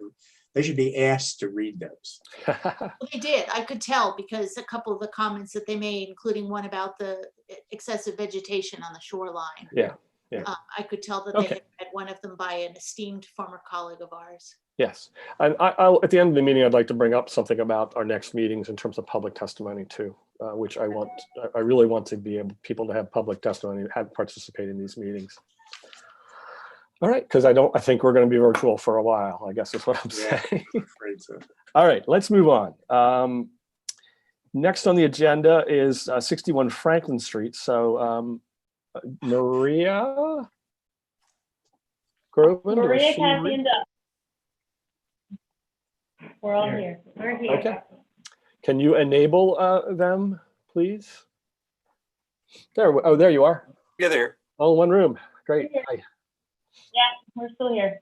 All right. So tell us what you'd like us to know about your revised, and then we'll have the same process. We'll ask you clarifying questions. I'll ask Roberta, and then we'll have a conversation. Well, we met with Roberta and John. Thanks for meeting us on site. We went over a whole lot, and it was really a really great time with them. They provided a lot of good feedback. And from that feedback, we got to, I'm going to share my screen so we can talk that way. That'd be great. There we go. All right, here we go. So we got to what? Oh, I'm sorry. I forgot my little disclaimer. If you don't mind, I always forget this. But, this is a pre-application, and any discussion we have is in no way to be interpreted as an approval or denial of this project, except in absence of comment on any aspect of the presentation doesn't indicate acceptance. The pre-application is an accommodation to the applicant. Do you understand this? Can you nod? Yes, we do. All right, thank you. Thank you. So what once was the two-story gambrel piece turned into a new two-story gable piece on the same side that we've been talking about. That was the only real change from the last one. The back family addition is the same size, same shape and everything. The fireplace was modified, and the landscape modified a bit based on what changes we had to make. So rolling right into it, you can see we're mostly talking about this area tonight. As I just said, everything was the same in the back. And this used to be about 21 feet by 16 feet. The old pre-app we had was about 19 feet by 23 feet. And then this new proposed addition is 18 by 16. And we pushed it 4 feet off the front. The existing, what is used to be a porch, now screened in, or not screened in, walled in room is 6 inches off the porch. So we pushed it back for an even further delineation of an addition. And we've completely changed the material on it. Here you can see It's all trim. It's no longer the Wait, you same. might need to blow that. Can you guys see that? We'll blow it up a little bit for you. There we go. It's no longer the same shingle as it was before. So we think, and we got pretty good support from Roberta and John and pretty good feedback that the trim was the better way to go to show that it was an addition and to show that delineation. Can I ask a quick That's material the- question there? Is it stucco and frame material? What material are we talking about? What we're looking at here? We see this as trim right now. We know all wood, no synthetic. Right. It can certainly be stucco. No, I'm just curious. It doesn't. I'm not directing you one way or the other, but I'm just unclear as to the flat surfaces. So they're wood paneled effectively. Correct. Okay. So wood siding, flat wood siding. Correct. Okay. Yeah. Let's go very. So let's go very specifically. The addition, just so you know, the starting existing one-story piece was 6 inches off the front face. It now is 4 feet off the front face. So it's been moved back. It's been reduced in footprint. It's been changed in shape, and it is obviously a different material. That was favorable step one. You want to address kind of the infill at the back and John and Roberta's recommendations with regards to the extension. Should we go to the second piece? Before we jump there, let's show you just this existing piece really quick so you can understand what we're looking at. Oops. So this piece is sort of a chunk missing out of the back, and what Cassie just mentioned is we're proposing to infill. And as you can see here, there we go. So this piece is that infill, and when we met with Roberta and John, they recommended that we show a differentiation in material. Oh, I see. Sorry, we've got, right? Here we go. So we've got. I don't want to speak for John and Roberta because they'll come behind us, but it's a somewhat kind of odd little infill piece. So I think the thought process was it's kind of this inconsequential, not to diminish it, but it's this odd thing. So they were not uncomfortable with it extending the gambrel shape. They just thought that it would be good if it actually had a demarcation by material change. And so that's what we worked through, was a change in going from a shingle to a siding in that particular location so that it would be clear that it wasn't part of the original structure. You want to talk about the chimneys? So these three are the existing chimneys, and this one we're retaining from the exterior. And then these two are new, and remember she asked that we change. Have we done that yet, guys? Roberta asked for a change. It's all brick, there's no stone on it like the others. But. So then explain that. So Roberta asked, and we had a couple of communications after our site meeting that we differentiate the chimneys, and we did have stone on them doing what the same existing front chimney does right now. So we've just taken that stone off, and it's all brick. So again, that change in our addition. But other than that, well, there were further landscape pieces, right? Do you want to go through those landscape pieces? Okay, great. There we go. So, I totally forgot about this. So the retaining wall that we had in the front is now gone, and our client asked that there was some sort of, not without putting a fence, some sort of safe thing for his children, because his children love playing on that front lawn, and you all know that it's this massive hill down to the street. So we're proposing the boxwood hedges there, and keeping the stained brick stair that's all the way up, and keeping that existing path that goes around, as you can see on the top here. And then the rest is a fall from, or it just spills out from what changed here. But the main thing is that we're keeping this existing wall along Dean Street and adding more treescape to that and pushing another wall here that's lower down. That will allow the platform of the site where the pool is to drop. So we still remember, maintain the the same grade where height. the existing pool is approximately 4 feet above the house finish floor. And so the way to drop that platform to get the pool on the level with the house for the children and for entertaining. So we're creating a double wall. The existing wall is the outer wall. The inner wall is drawn by Kevin Campion. And that was discussed again with John and Roberta on site.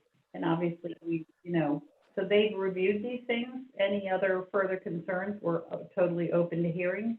And then specifically, do you want to address what was talked about with regards to all of the existing windows?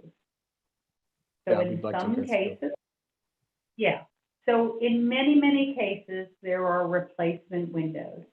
In some cases, there are old window frames, although some of the trims are replacement, and then the windows and frames, the interior windows are clearly replacement. So the request was made, so it was kind of weird. So there's kind of like a sill and then a sub-sill.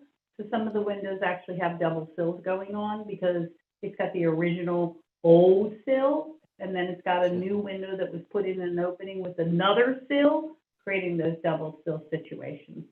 The request generally was made that obviously if a window existed as a historical window, that it be obviously maintained and repaired and replaced in its historical condition, that the replacement of all the other windows could occur.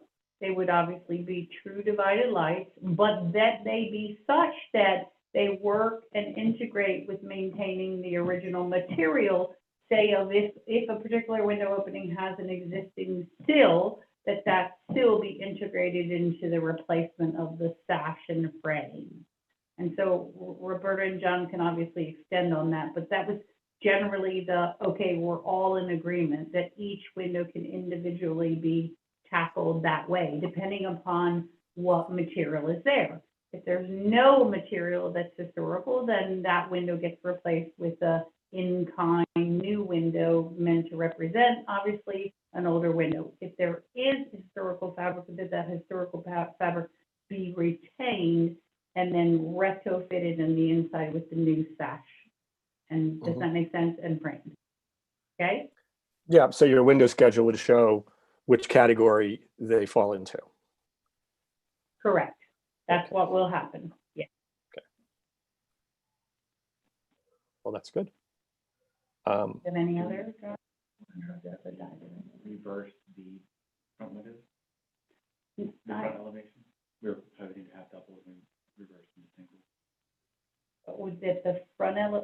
That the front elevation basically went from our last double pane Yeah. to the previous the front single elevation we were proposing to have double. We are going to retain. Oh, we're talking about scale. up on the upper side Yep, of the the second existing. floor. Sorry about that. However, they are replacement, so again, we would replace those with true divided light wood windows. So to accomplish that, so you guys generally know, the second floor of the new addition used to be the master bath that is severely missing from the existing house. So what we did was we reversed the master bath. So the master bedroom historically was where the laundry room and the master bathroom currently is drawn. And that was why the double window was being requested to get more light into the bedroom. We have reversed the function of the existing master bedroom out into the second floor. That allowed us to get the natural light there that was created by the two-story place. And so we moved the master bedroom back into that single window location. So therefore, we're no longer requesting a change in that window at all, other than the fact that it is the replacement window. Great. That was one of our comments. Don't put a bigger window in an existing space. Yep, and that is not existing anymore. Yeah. Great. Okay. That was good. Okay. All right. I'm going to go back to it. Model math or drawings or whichever you want to do. How can they see it three-dimensionally so that they ask any questions? Yeah. So there we go. So we'll go through, Roberta, with you. You had conversations back and forth, and then what I'd like to do is after that, just break it down. There's at least 4 or 4.5 different components to this that we can talk through in order.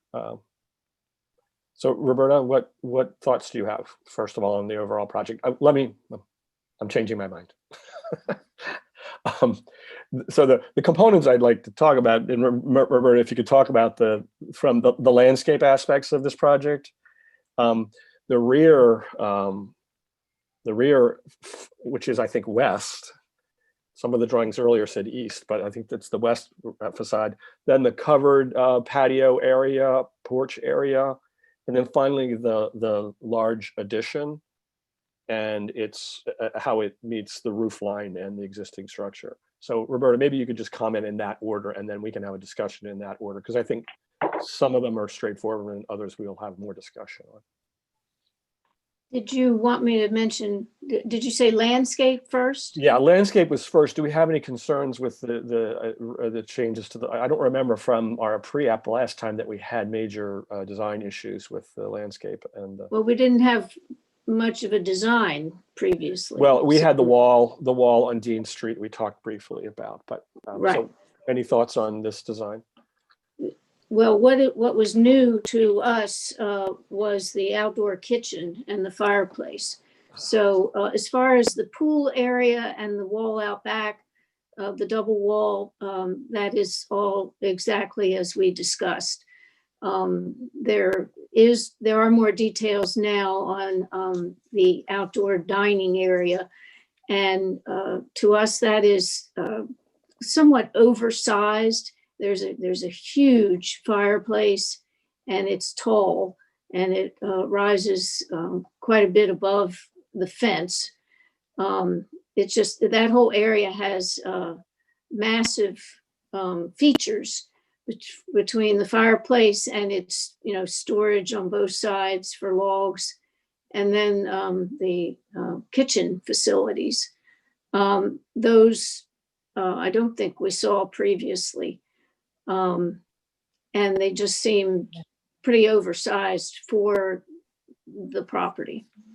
Roberta, you know better than I, and I appreciate that. Can you explain, because I can't, what is the building down on the bottom side of this site? Because I remember Kevin and Peter addressing that it's, what is it, like a tenant house with multiple different renters in it?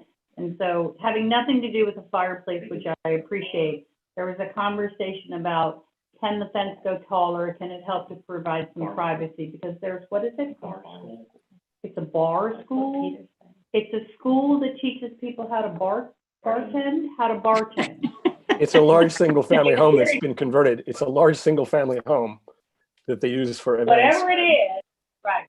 It's got a lot of people that come in and go out of it. And so what Peter does care about, and that communicated to Kevin, was the fact that to try to provide some level of true privacy so that the kids running around and, you don't have these strangers looking over. And I think that Roberta and John globally and generally supported that concept. But what is accurate is that what that concept was coming back as a fireplace was not discussed on the site. So yeah, we were just talking about it. We were talking about a fence. Yeah, mm-hmm. yeah, and so, planting and material. Yep. So, that's an issue that commission can look at. Yeah, I'm not sure we've ever had this large an outdoor kitchen, which almost turns into an addition. So Roberta, I will have Kevin call you directly, and you can give him specific feedbacks on that, so that everybody knows the garage that exists right now eventually is coming down. It's in very bad repair, so it will come down and then go back up as a garage. If I'm not mistaken, is it an open carport right now, Kathy? It is. Yep, yeah. It is. Yep, it's got some walls. It's like the left wall is a wall in the back, but it doesn't have a garage door on it. You're correct. So let's go back to Kevin's elevation. Yeah, I'm sorry, Roberta. Let's go back to Kevin's elevation. It's not up to just me, so wait to hear what the commissioners say. Great. Okay. What was next after landscape? The west, I would call it the west addition or the west Or changes. patio, yeah. And then the patio area. Oh, okay. Okay, so the 2-story, the main addition. Yeah. Okay. You wouldn't just jump to So- that, that's fine. There are 2 things I think the commission should, there's several things that you think the commissioners should look at that we might want to discuss. One is, that's a lot of panels. Do you think it is appropriate to have that many sections of panels? We certainly are differentiating now, absolutely. So it's something commissioners might want to discuss, and whether it should be individual panels or would be stucco. You can talk about it. The next item to think about are the leaded windows that have been now moved from the original dining room on the side to the front. And that is still technically a violation of full sense of history. But Maria, can you point to where they're being moved to in the new design for us? Clear. Going to the floor plan for you. So they Okay. were right here in the existing dining room, and they've moved right here Okay. to the new dining room. But they're still the front ganged of the together. They're still ganged together. Correct. They'll be moved as the unit class. Okay, thank you. okay, so that's just something to think about as far as guidelines. I'm not saying that we're opposed to it, but it's something you do need to be aware of, that it is technically a violation of a guideline. The next is the question still is in moving the addition back. Are you losing the original position of the dormers? If you recall, Tim, you were concerned, and there are guidelines about losing dormers. So the elevation in perspective shows 2 dormers. Are both of those dormers in their original locations on the side? No, no. So let's go to the side for a second. So no matter what, the existing first floor structure that is existing, when it extrudes vertically, not in a gambrel shape, you lose 2 dormers. When you slide it back 4 feet and you make it smaller, you lose 2 dormers. When you slide the smaller forward, you lose 2 dormers. No matter what, you lose 2 dormers. It is a mathematical cause of a 1-story element becoming 2-story. So what you see in the 2 dormers is the first dormer that is to the right. Let's go down to the elevation. Let's go down a little bit. So the first dormer on the right is an existing dormer. We have added a dormer with a material change to the left that is the same. We've added it into the bathroom that's being infilled in that corner piece. That is obviously will have a different material on it, but we've added that dormer. What happens is, can you freeze it? I'm just going to give you guys a sense so that you know, just roughly. One dormer currently is here, and the other dormer is currently about here. So it's 1, 2, 3. The existing first floor structure is here, and any extrusion of that first floor structure loses dormers.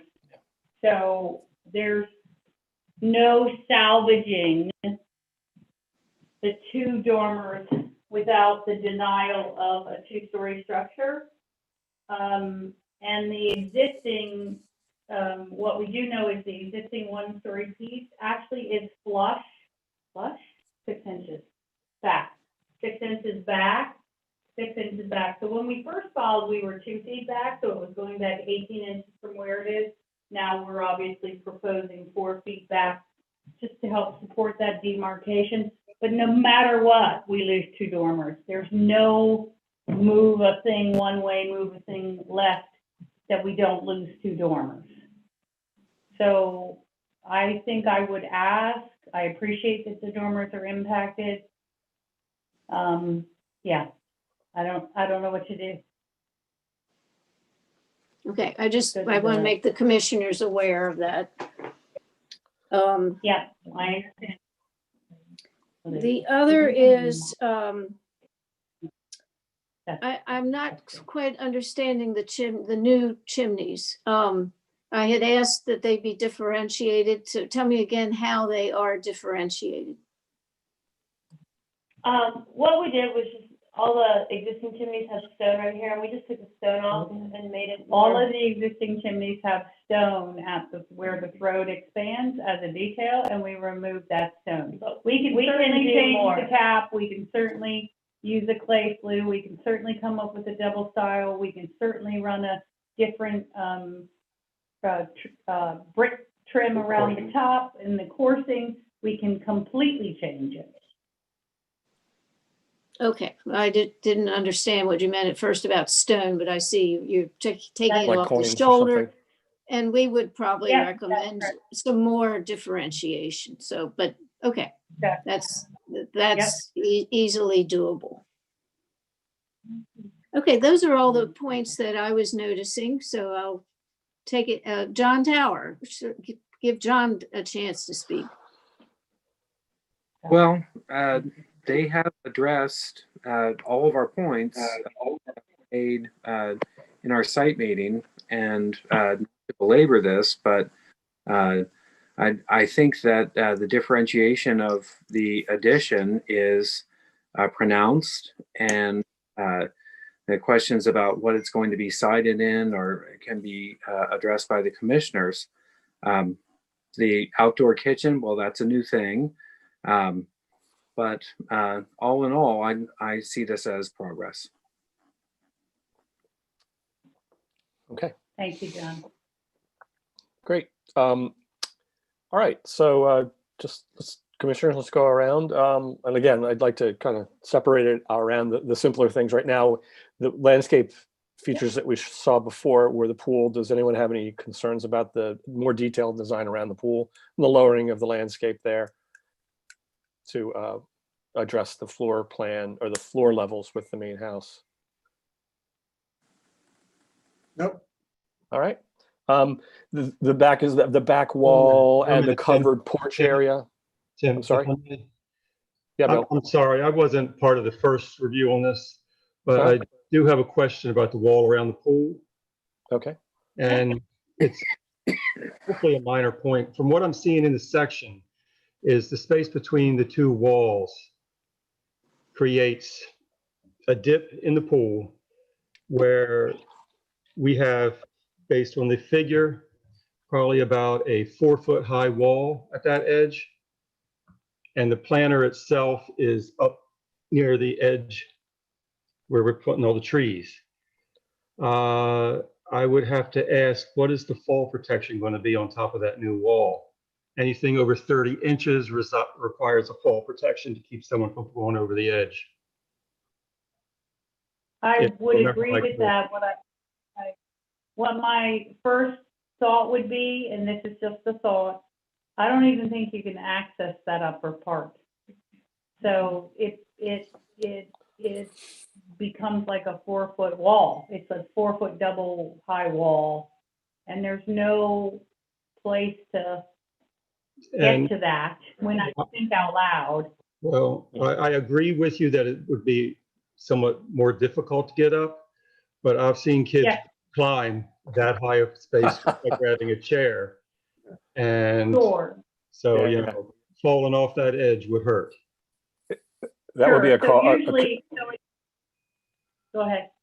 I was going to say that would be a code issue, and if you indeed when you address issue, that, and you would need to put that in your final. But it would become a design issue depending on what that fence looked like. Or completely. Yeah, I agree. So I think it's worth some research on the code, and if indeed you need to do something, that would need to be in your final application. So we're just side talking just to, you know, so when you can't access it, you're not usually required to have the rail. I don't disagree at all. If there is a point, I can see that right now it's locked, so it's not accessible. I don't disagree that if you could access it, Kevin could introduce another step wall down.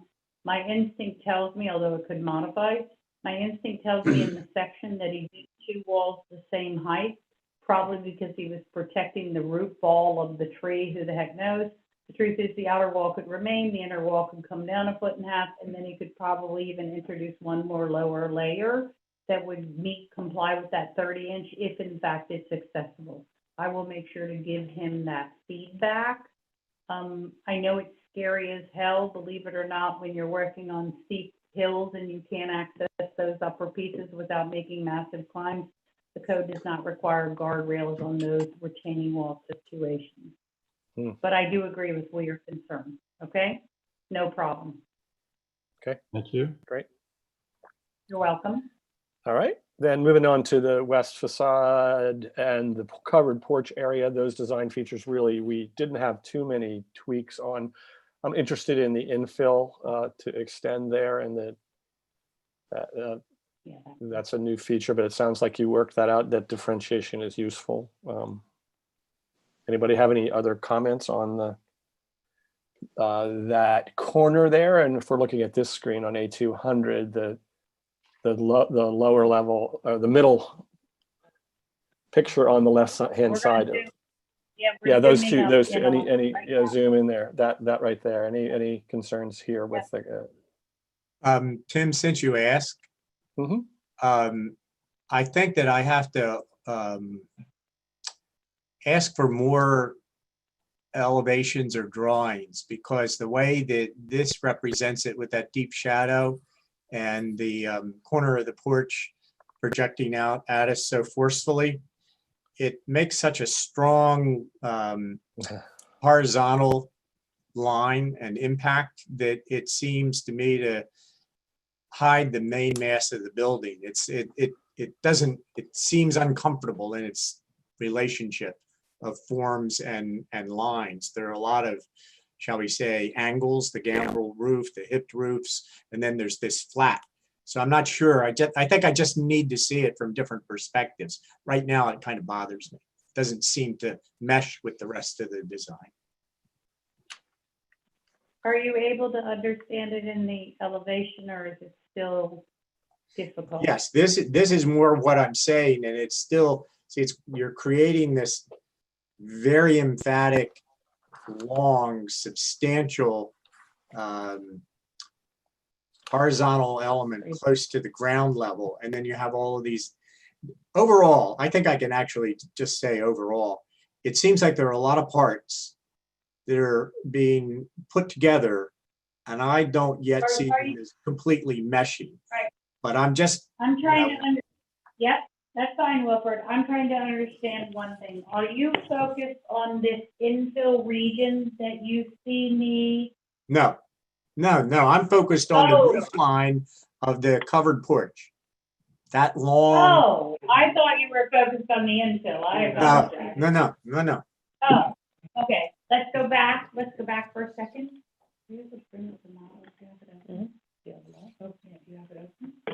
Okay, the model is open just for a moment. I know this still doesn't address your whole piece. This is very helpful to me. Perfect. Wow. And actually, if you send it over into Enscape, it would render in color, but it would the off-white pieces be white right now. Yeah. This is a much. This makes me feel much more comfortable about it. To see it from this perspective. Thank you. Down on the ground, lift yourself up, It puts it in the proper scale. If you think of each part of the house as a mass that's then been assembled together, this shows it, I think, in a more complete and understandable way. Yeah. And she's gonna real quickly. What you were just viewing was a true axonometric piece. Now she's just put it into a human perspective with a high elevation at 5 feet above ground. Yeah. So that's us standing back over at the cooking area, looking back on it. Okay. Yeah. Is that helpful? Yes, it is. That's fine. I'm no longer concerned. Perfect. We will make sure to include more of these since we can't give it to you live. Yeah. But if you'd like to go through the house, we'll take you on the tour. Because we can take you through this house on the tour right now. Yeah. That's amazing. All right. Yeah, I think that I understand what Will's saying. When you showed it to us from a pivoted axonometric, it flattened that roof out because of and now And it you made never it really seem see it's elevations. much larger too, a larger area. And elevations never work properly for that reason. They're great for construction. Yeah. Okay. All right. Other thoughts on this covered patio area? Okay. Next, I'd like to move on to two more topics. One is the addition itself and its detailing, and then the second is the fact that we're losing 2 dormers, and those are of 2 concerns, and we just need to talk them through. So, what are people's thoughts on the 2-story addition? And we had asked that it be subordinate and differentiated under B1. I think they've done both of those things. Yeah. Yeah. Yeah. And Bill? I don't have any true issue with it at this time. Yeah. The paneling, I have a concern about the size of the paneling, in that if it gets too large. Watch what she's doing. She's removing all paneling right this moment as though it were stucco. Well, you're going to see it transform in front of you in 2 seconds, and then you Thank can you, Kathy. see that. I appreciate You're that. welcome. You get my I'll drift. take away those back. I will tell you, I was actually you're heading the other direction. Oh, no. In that, well, I think from I don't mind this. That. When she No, deletes don't it, go it's not anywhere. gone. Don't go anywhere. Okay, go for it. I don't mind this. My question becomes, with the larger panel spaces, what is that truly, what is the thoughts of what that's truly going to be made out of? The smaller ones, you can do a large piece of wood, but the bigger ones, you start getting into restricted sizes of wood before you have a joint. I like So the may I stucco. ask you- Stucco or clapboard. Stucco, clapboard would be good. May I ask a technical question? Can I ask a technical question? Okay. No. And maybe this is to John. John, can I use a veneered marine grade plywood for a large panel? Sir. It has been done. Okay, so you know that today we would use an AZAC panel or a large floral piece or something, but in the real world piece, I think about marine grade with a veneered panel that then gets painted. So it can go either way. You've got to understand that we're not, we did it as a panel piece so that it was more about it being a porch that got enclosed, and that to me is how porches feel when they get enclosed. But when you take away the panels and you stucco it, for me, it becomes more of a room addition. So it just is a different architectural feel. It's not a right or a wrong. I don't mind the panels, but I go back to how big a piece of plywood are you going to use, and what are you going to do about the joint? So that panel was about 2 foot tall and maybe about 5 feet long, and those marine panels come much bigger than that. Yes, those they do. Marine grade panels. And it was the So scale. that would just be a solid panel. And that was the scale. Yeah. Yeah, that's right. Well, we're on the right track here in terms of the differentiation, I believe, and I would say that with all of the panels, it starts to compete a little bit. And one of the things we want to differentiate, and we don't want to compete with the original design. Well, with the original, you have the original is wood shingled. Yes. Yeah. So you have a lot of small elements all over the building. And then you come in with the panels. They are larger elements in themselves. They do differentiate. I don't see it as much competing as differentiating itself. Okay, that's fine. Even in style, in texture, in visible elements. In a moment, you're going to see it pop up in color. Oh my God. There you go. While you're doing that, I want to make an observation because I think Bill's onto something here that I share a concern for. And that is the kind of material you'll be using on the addition. And if you use stucco, I think that would be preferable than the wood panels myself. But what you're starting to do, and maybe this is too esoteric, it's looking like the Randall house, the Randall duplex, you know, that has those different architectural elements in what people call Queen Anne, because it's a hodgepodge catch-all kind of phrase. That's an aside that's just a pet peeve. And now you're taking a shingle house, style house, and you're making it more like a so-called Queen Anne style house. Does that make sense to anybody, or am I just out in left field? When you're saying with the panels or without the panels? Like right now we're seeing without the panels. With the panels makes it more broken up and differentiated. The stucco would be simpler. This looks good to me. It's differentiated without getting too busy and too many different kind of visual, little smaller visual elements going into it. She's putting them back on. She's telling it to go color. I love it.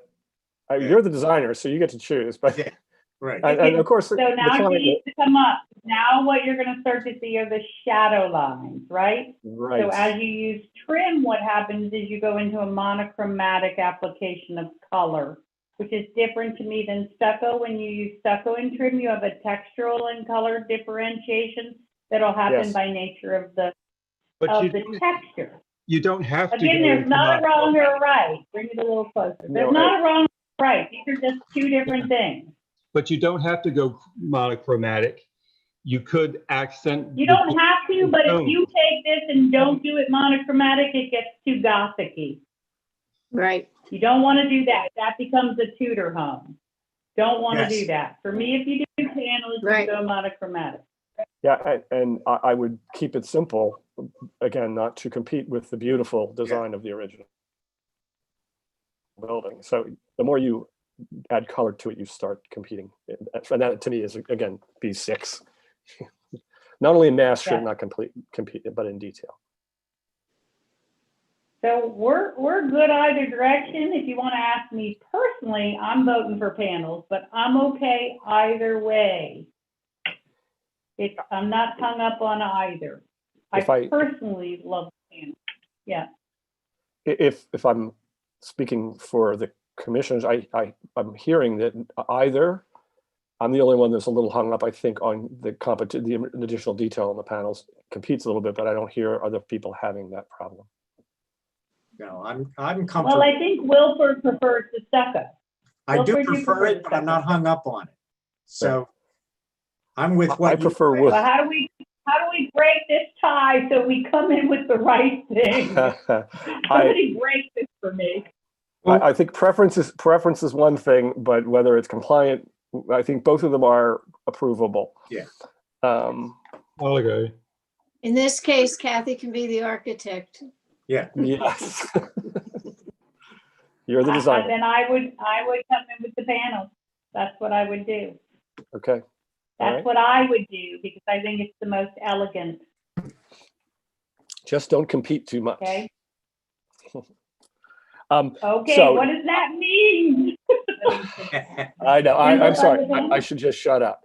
Okay. So I'm a little confused by this one drawing here. The 4 windows or the 5 windows on the front here on the first floor of the addition. Yes, sir. Are those the relocated leaded windows?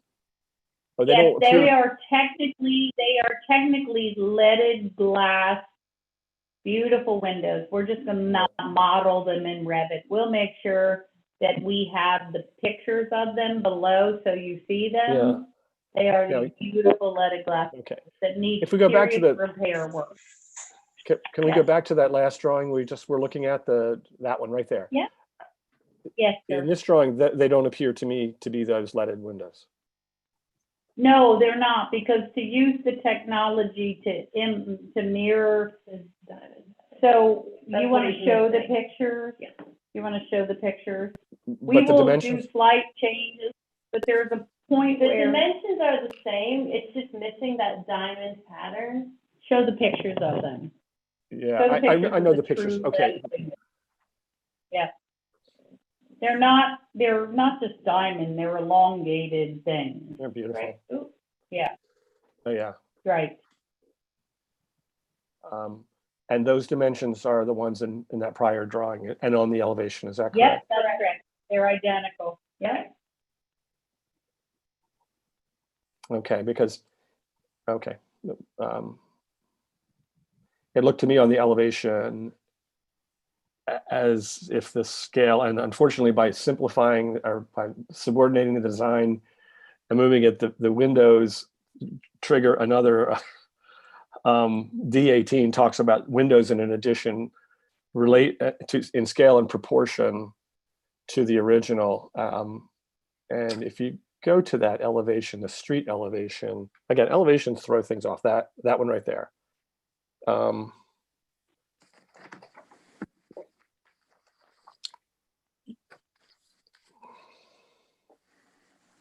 It looks like on the first floor, it repeats a narrow, tall window cadence across the whole facade.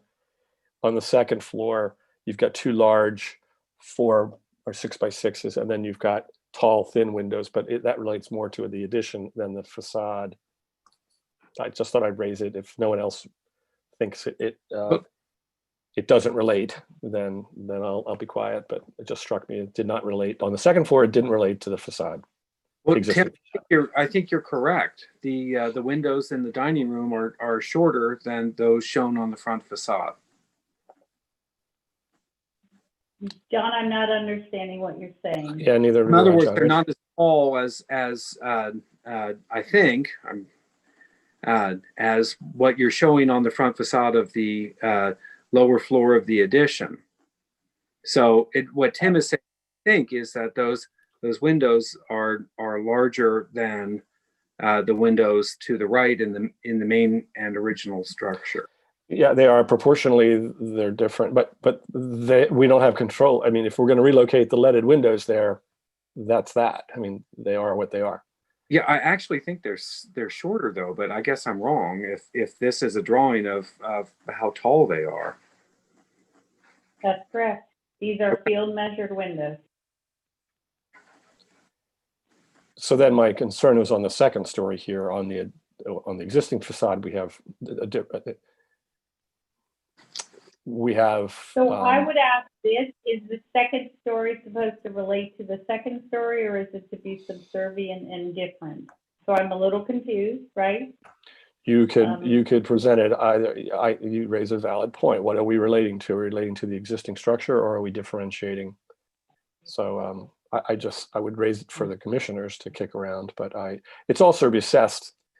It's also moved back 4 feet, which makes it, yeah. Does it relate in proportion and scale? I think you want the addition to hang together as a structure. Watch what she does. She's going to do it right now. She's taking away your 2 doubles that are narrower on the upper that match the lowers, and she's dropping in 2 wide big ones. I think it's going to be awful before she brings it up, but you're going to be able to see it, okay? So yeah, okay. I'm just going on record. Wrong thing to do, but let's look at it. Tim, you might be asking, is it subordinate? Well, no, actually, I'm thinking more in relating in scale. It's not awful. That relates in scale. Yeah, it's not awful. But is it differentiating? I think it's very differentiating because it's set far back. Wow, I love your software. Thank you. The design, meh. Right now, I've got 2 eyes and a long mouth. That's what's happening for me. I got 2 eyes and a long mouth, and my mouth has braces on it because it's all leaded glass. But that's what's happening in my head. Do you understand my concern? I mean, there is a relating windows in addition. So if no one else I has want you to understand that I've done this for a long time. I have no interest in battling over. I think there are ways to make everything elegant. Got it? So I if do. you all as a group feel that this is the direction you want it to go, then I'm going to adjust it, modify it, and make this direction happen. If I put those 2 windows up there, I'm going to delete the 2 on the left, on the upper part. So get rid of them because they shouldn't be there anymore. It's a different structure. Which is fine. So I'm going to remove those because they should not exist if I come after this punched opening. There we go. That's the direction it should go. Now it should not be paneled whatsoever. It should 100% be stucco. or And so it becomes clapboard. it becomes a punched opening stucco addition. Tim, I understand what you're saying as far as relating and the differentiating, but I believe the addition has to differentiate to follow the code as it reads. And when we put these punched windows in, these large double hungs, it relates too directly to the existing building. The addition is now part of that mast more than it would be if the windows are these narrow, continuous run. Yeah. Now, I know they're narrow on the low and they kind of match what's already down on the lower section. But I'm looking at the porch element as a separate piece from the building, which it is. Yeah. I think that was, I'm persuaded by the design. It's wonderful to be able to visualize the result of what, one reading of D17 results in. So I really appreciate that. And then I think you're right. You're the architect, Kathy and team. Also, the client is going to weigh in on that too, I would assume. Remember, yeah. So the fact that it's pushed back also 4 feet as you move around there, you're, whoa. There you go. I wanted to take you on the technology. Okay, so we'll move on to this then. Good. Okay, now we're on. Stop. Yeah. So that's really fun. Tim, Yes. just a quick question. Don't we have 2 more pre-apps to do? We do. Yeah. Yeah. I think We're we're thanks. I did have that concern about if anyone had a problem with the windows relating. Here's again where elevations overstate things. In an flat elevation like this, it looks like it competes or it isn't consistent, but when you put it in 3 dimensions, it fades to the background. So Well, and if somehow you want to provide Roberta if somebody wants to give her offsite commentary, and Roberta can call us and we're receptive to listen. no, I'm fine. You guys can move on to your other pre-apps. Okay, we do have one more thing to talk Okay. about, and that's the loss of 2 dormers of 3 and the addition Yes. of a new dormer. Now, if I understand correctly, that's you are not moving the one; it is staying in its existing location. Correct. That's And then correct. you're adding a brand new one on new construction. Correct. We felt that the one by itself was just not enough, to be perfectly honest. No, I understand. The one in new ones. isolation just leaves the naked side, so we integrated that new one.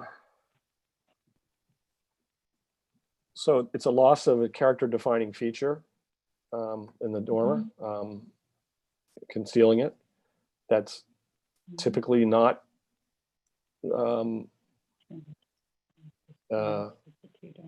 in compliance, or it's not consistent with the guideline. I like the term consistent better than. Do any of the other commissioners feel like the loss of that compromises this structure to the point that we need, it would trigger a major redesign, I guess, Kathy, I'm sure that's what you're going to say. I wanted you to see that she just turned on the roofs of the 2 structures. See them buried in there? Yeah. So those are the roof elements of those old dormers. So rotate that a little bit so they can see it. I don't think that the right thing to do is to allow those roofs to kind of peekaboo, because I don't think that's the right thing to do. If you do that, it's going to look like a mistake. Yeah. I think can't do so, yeah. I don't think you can do that.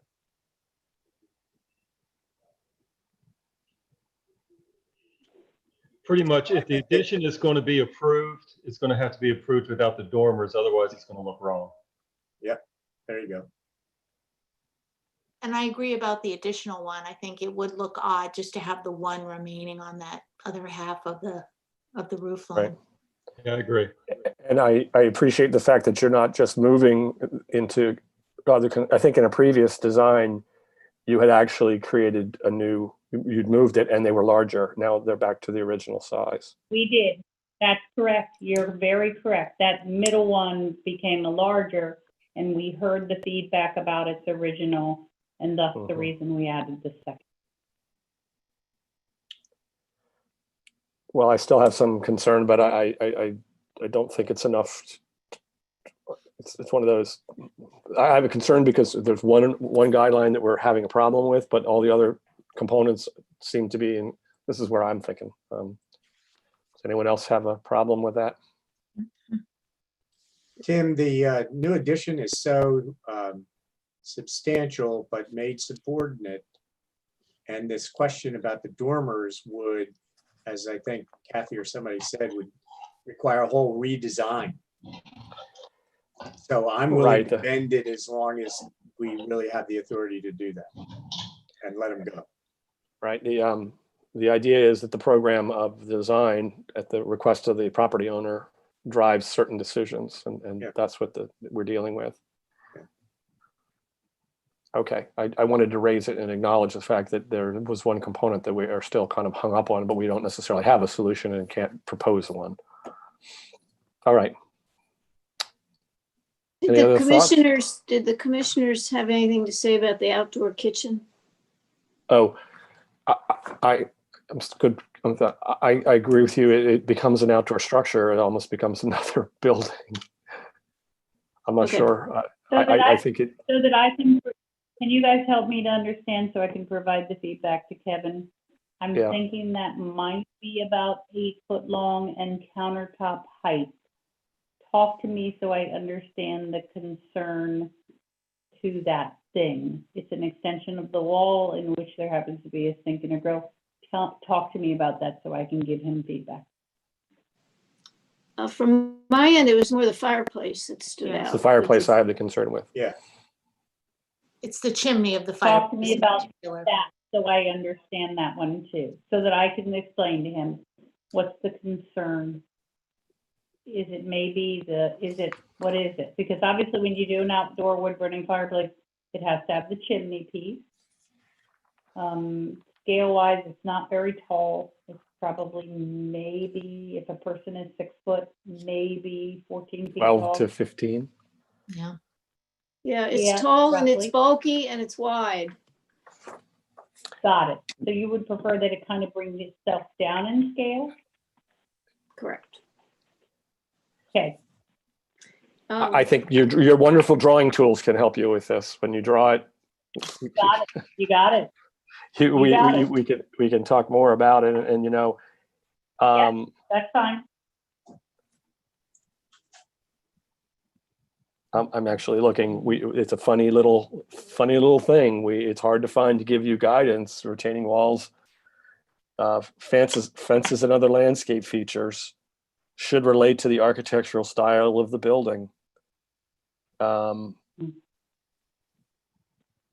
think that actually, this is my instinct. This is a pure instinct, and you just got to trust me on this one. My instinct is that, again, as a two-dimensional thing, out of context, it's difficult to understand, and it's drawn in a gray, which it doesn't want to be. It wants to be a brick. And so my instinct is, if you actually saw it as a little jewel, it's a really stunning little thing. But you got to be able to see it that way to feel comfortable with it. I agree. And I realize that you can't see it. So I'm headed after picture 21. Okay. 21, picture 21. Picture 21, picture 21, get to picture 21, right? While you're looking for that, we can look to guideline C6 that it should relate to the architectural style of the building. Here's a large brick thing Yeah. that it does not, that particular drawing did not relate to the rest of the landscape. It would help if it related more to the wall. It didn't look Yeah. like it aligned with the cap on the wall or some of the other feature there. So I certainly understand that this is a much bigger structure and Kevin Campion is responsible for this chimney. It's much Wow. bigger. But in concept, and it's in stone, not in brick. But in Right. I'm not sure you're helping your smaller cause. element Yeah. of a vehicle. Well, when you see it in the right scale and in the right material, I think it would ultimately, I I think it will agree. be. That's what we want to stunning. see. We So need I to just see think that. we need to get the right message across. That's That's a all. beautiful building. That is a beautiful building. Thank you. That's a barn, Well, party barn. nice. Yeah. In Charlottesville? No, it's in Chestertown. Oh, nice. All right, we digress. I'm Yes. sorry. I don't want to rush All us, right, but that's did we okay. provide you? No problem. I need to summarize for Tammy regarding the pre-app for 61 Franklin Street, the changes that have been made. I believe now, would the commissioners agree this is now a feasible application? I would. See Will saying yes, Bobby, Bill? Yes. Okay, I think we just are interested in the exact material treatment of the addition. Yep. And redesign or more clarification of the design of the fireplace, the exterior fireplace. Yep. Are you Um, guys comfortable with us now coming in with a formal submittal? Well, before I say that, did I miss anything that we needed further clarification on? No. The chimney I mentioned the Yep. exterior. Oh, the chimney treatment, on the house or the house. on the house, chimney Got to treatment on the house. differentiate, no problem. Yeah. Yep. Yeah, commissioners and Roberta, I believe we are ready we look forward to a final application. Kathy, this Thank you, Sophia. this does not relate to the Historic Preservation Commission, but I'm getting messages in that current zoning needs to talk to you before you get much further with the design. Got it. That's With all. I regard can't, to- I don't have any other information, just a message. Always good to You do got that. it. No problem. All right. Great. Thank you very much. Thank Hopefully we you. provide. Thank you. All right, off we go. Thank you, guys. Thank you. Bye. Thanks everyone for hanging in there. Next is 79 Franklin Street. Peter Miles. There he is. Can you see me? Yes. Hi, Peter. How are you? Good. How are you? Thanks. Have you been in front of the commission before? No, actually not. Yeah, well, so you joined on a good night. I did. I've been reading. Oh. Listening and reading, but you know. We thought it was riveting entertainment. Yeah. Incredible entertainment. Look, with COVID, anything's entertaining, really. Well, that's what we do. We earn That's our right. pay, that's for sure. So you are representing the owner, is that correct? Our client. So Stacy Rice is also on the call. Okay, hi, and Stacy. She is. I think we also have John McGowan here standing in for Phil Dales. Oh, okay. And she is looking to buy this property and relocate her law offices there. So it's becoming a commercial building. So it's becoming a commercial building, and that's the main thing that we have to talk about. I'm glad you brought that up. Before we go any further, this is a pre-application, and you may have heard me say this before, but any comments that we make this evening in terms of a pre-application are no way to be interpreted as approval of the project. An absence of comment doesn't indicate acceptance or denial. The pre-application is an accommodation to the applicant. So can you acknowledge that you agree with that? Understand it? Yes. Okay. Thank you. All right. So tell us about your project, and then we can get Roberta's comments, and then we'll have a conversation. Okay, great. This one's pretty simple. The Comparatively. building, right now it's used as a residential building. And Yes. as you can see from, and I can share my screen if that's helpful, actually. That is helpful. Yes, please. Very helpful. Let's see, share, let me do that. Okay, great. So now we can see the PDF, right? Yes. Okay, so as you can see, there's quite a few steps up to the main level. So the main level is roughly 55 inches above grade. So there's 2.5 stories to the existing structure. There is a basement. And the existing home takes up most of the width of the property. So from these photos on the left property line, the building is pretty much on the property line. And then from these photos at the front, on the right side, at its narrowest point, it gets down to about 32 inches in width, the path that goes from the front to the back. So just to be oriented, this is the Franklin Street elevation. You can see from the car here, and I'll go down, there's a parking area in the front. So the only issue and the only change to the building that we're looking at to the exterior from a historic preservation perspective is to add an ADA lift so that there is an accessible route to the first floor from the parking. So, in order to do that, the ADA has certain provisions about site arrival points, parking, and then from the site arrival point, how you have an accessible route into the building. So, here's the entire first floor plan. Here's a detail. There are 3 parking spaces out front right now. They're not striped. So of course we would stripe 1 space for accessible parking, access aisle next to that space, and the proposal, which we've developed, we had a couple of site visits with Roberta and John. So the proposal we've developed in consultation with city staff is to place an accessible lift off of the front facade, away from the streetscape, and with a side entry. So you exit the vehicle, walk along the path or wheel along the path. There's a lift here. It will go to a small platform to go up, that 55 inches. There will need to be a platform at the top of the lift, of course, because if someone opens the door and the lift is not up, you have a code issue, and then the door will go in. So the only changes, and this is just illustrating the accessible route going in. So from the front elevation, you see the lift and then the deck platform. And then from the side elevation, the change would be to add a door here as a new entry point. We had considered an option of replacing this window with the door, but because we have the need to keep the lift and the platform at the top of the lift, if you try to use this door, it starts to push everything back towards the front facade, and we were trying to avoid encroaching on the front facade too much. Interesting trade-off. So there are some, and there are a couple other options that in a schematic level we look through. So, the existing conditions are it's a landscaped area right now. This is our pinch point, which is why we can't put access at the back. I don't have a dimension on here, but there's a curb and it's 30 inches wide at this point. So ADA allows you to go down to 32 inches for a maximum of 4 feet. Unfortunately, we have 34 inches for up to a couple feet. We only have 32 inches and it's more than 8 feet. So we can't have a legal accessible route to the back because we considered that initially as one option, but there's no way to actually access the back of the property from the parking space. I don't think, we just have existing elevations shown here. So you see the door that's being added. I think I'll just put this back at the images. So that's the only thing that we're looking to change.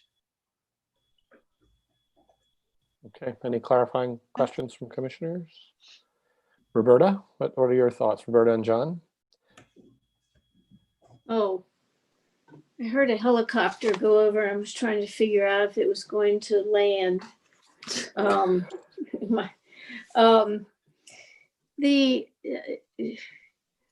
This went through 2 scenarios. The house, by the way, was constructed in 1913, obviously as a residential, and right now it's a 2-unit rental.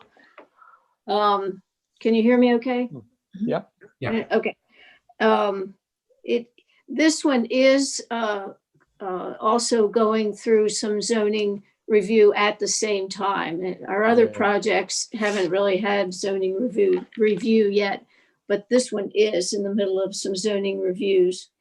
The first scenario was to Which add I have.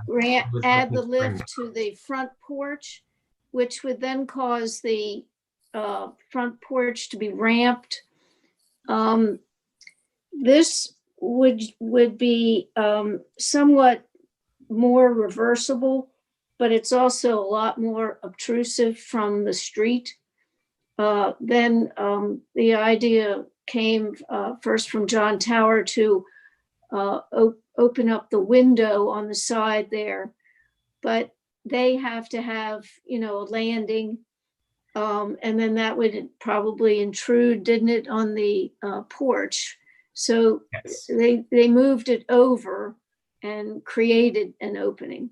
So that is less, reversible, but it also is a lot less obtrusive and easier to screen.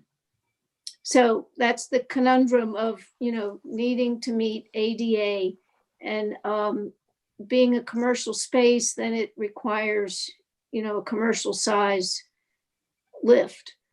And as Peter has said, we can't stick it out back. So that was the best scenario. It seemed possible under the proposed use. John Tower, want to say anything? Well, in terms of bringing it back from the streetscape, I think that this is probably the best solution. I don't know that it can go too much further back. I even thought about if it could go in on the bay, but that doesn't seem like a possibility either. So I think that this is a reasonable approach to a necessity. Okay. All right. I think I'll tee it up from, we are talking about removal of some historic material in order to accomplish a code ADA compliant situation. And we're also having it with the facade in the streetscape. So those are the two issues that we need to weigh against each other. Commissioners, comments, thoughts about, we had three options presented. So what are your thoughts? I think it's the best option that they have. I mean, as you said, it's a necessary accommodation that needs to be made. And I think John and Roberta have helped them find the best place that I can think of there to put it, while still, as you said, respecting the streetscape, giving them the next necessary access they need. I don't see any other options, and I'm guessing that this doesn't have anything going above that first floor. There's nothing above that in terms of support structures or anything else like that. So, yeah, I mean, obviously it is changing the side of the building, but I can't think of any other way to do what they need to do. Yeah. Bill and Will? I just have one question for the staff. I agree with what Roberta said, but I have one question, or what Bobby said rather, excuse me. John, I think you mentioned the issue of reversibility. It really wouldn't be hard to close the opening if a different owner wanted to return it to residential or something like that. It's just a question of losing some of the historic fabric of the wall, right? That's correct. But you could make as a condition that the siding be saved. We have done that. And the truth is, if someone was really good and they wanted to reverse it and they had the siding, they could almost make it imperceptible. Yeah, of course, there you the go. plaster and the lath, that's another story. Yeah. With that as a condition, I'd be perfect with that. Yeah, that's a really good idea. And we do that frequently. I also, Bill, do you want to comment and then I'll? Basically, the only thing I'm looking at is the exterior. If there's not some way to disguise the actual machinery a little more. From what I'm seeing right now, we have a platform porch as a landing that is decorative, if you would, but the equipment is just sat down beside it. And I keep thinking about the Maryland Inn's handicap ramp that they have going down in the basement, which is a disaster. Yeah. Yeah, I would agree. I know it's a little difficult to decorate these things and make them look pretty. They're made as Unitarian as you can get them, but yeah. So there is, let me see if they have a good view, right? There's these things. Is there a with little- Georgian lift? No. I mean, there might be a market for it. You never know. No, we need a Queen Anne lift here. Sorry. Federalist, please. So there's actually, right, there's kind of two major components. There's the lift itself, which there's really nothing you can do, but there is the mast on the side. Yes. And, you know, in theory, we have, let me just jump to the elevation view. You know, we have this deck, and then we proposed wooden lattice underneath that deck. So in theory, that could be brought in front of the mast as a screen. Screening would be helpful. Which is what I was thinking. Color, screening, anything. Color change the color. And, Yeah. just that also that lattice work needs to be detailed in pretty good detail. You may want to, you're not required to use lattice. In fact, you should look around the neighborhood and see how other people have done things under deck. The lattice is actually not that common. But yeah, screening of that would be very helpful. All right. I also think that the idea, I at first thought moving the idea of using the existing opening and moving it forward was appealing because you don't have a new opening in the wall, but it pushes it out closer to the streetscape. Plus you lose a historic window in the process, which is probably not easily reversed. So moving it over, and it is a trade-off again between a standard from the Secretary of the Interior removing any material should be avoided, but it says removing alteration of features that characterize a property. I don't think removing a character defining feature by taking this section of the wall out, and we've determined that it's replaceable. So I concur. Now, does the door you propose going in somehow match or relate to existing doors? I was just about to say we need some detail on the door, and Yes. we need to have a conversation. Yes, It should relate to the details on the door. It has to be a And- handicap accessible door, though, I'm sure. Yeah, but that's a That width just of means it an has to be operator. 3 feet wide and have we will need to have a lever on it. That's fine. But, you know, otherwise it just has to be 3 feet wide, and we can certainly get a, you know, authentic wooden 3 foot wide door. It should relate to the door on the front of the building, I would say. And the transom above it is? Relating to the front door. It does? Yes, Oh, the look at that. front- There you go. Where is it? There we go. The front door has a transom above. This is a screen door in front, so I'll have to get a photo showing the I front see it door over there. without the screen door. Oh, got it. It looks like it's just when you in your final presentation, you want to make that point that it relates directly to that door. Yes. Now, it's interesting that the front door head height above the transom appears to be higher than the window head height. Yeah. There's no alignment. Yeah. Not that I'm saying you should do that on the side. I'd rather have the alignment. Thank you. Yeah. This used to be we used to call this the Mickey house. This was covered with Mickey Mouse mobiles, if no one knew that. Does the new owner know that? This is. Don't remember that. Absolutely, it was covered with the Apostols that had sold this house. But yeah, this was covered with mobiles, and the kids called it the Mickey house. You have lived here too Sounds long, awesome. Sam. I bet we can find photographs. Yeah. So it's near and dear to our hearts. So summarizing, I think the commissioners feel that the application is feasible and more detail for screening is needed of the utilitarian nature of the lift. And the final design of the door just needs to be clarified to be relate to the front door. I'm sorry, I've got one more little comment, if you don't mind. Of Could you course. go back to the plan you showed just a minute ago? Yes. Right there. No, that's not the one. There was one you actually showed the door swing from the lift. The There it is. brochure. Right? No. Back to upper, right there where your hand is. There we go.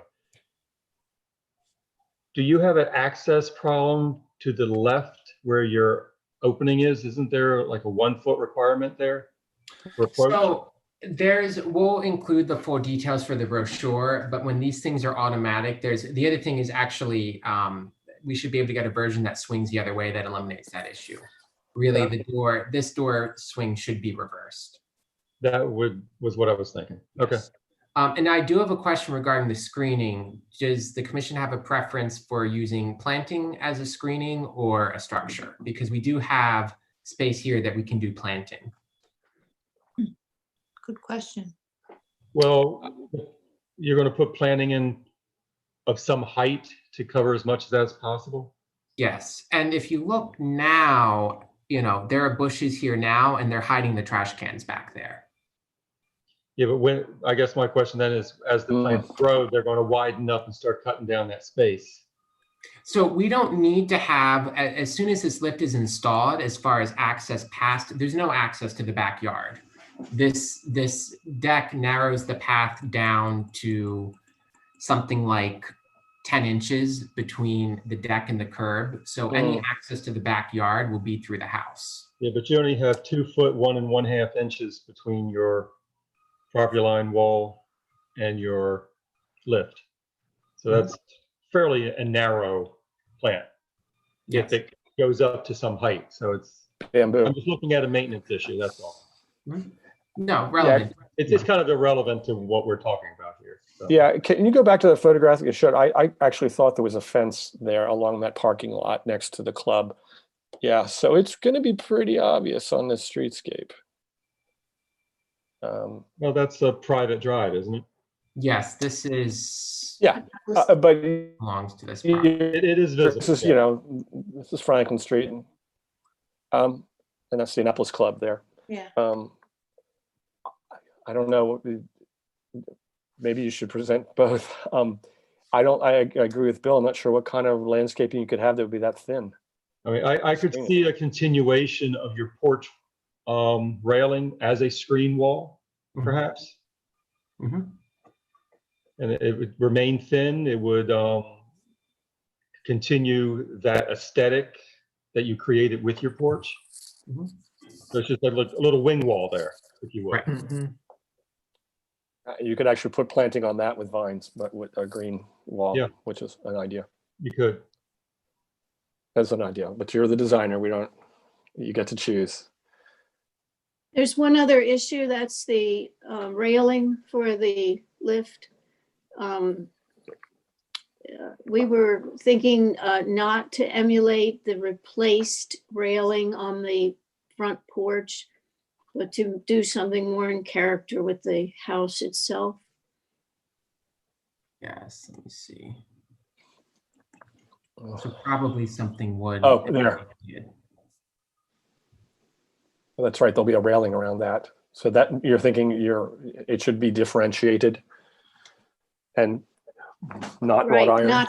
Not to copy an inappropriate metal front porch railing. Right. Well, the front porch railing, if it's as drawn, is not even to code because it's not tall enough. Oh, it's not close to code. Yeah, I assumed. So it's But I understand. no matter what we do. So the rail would be differentiated and maybe more of a Queen Anne style than the wrought iron in the front. And hopefully one day the owner will put Queen Anne style on the front.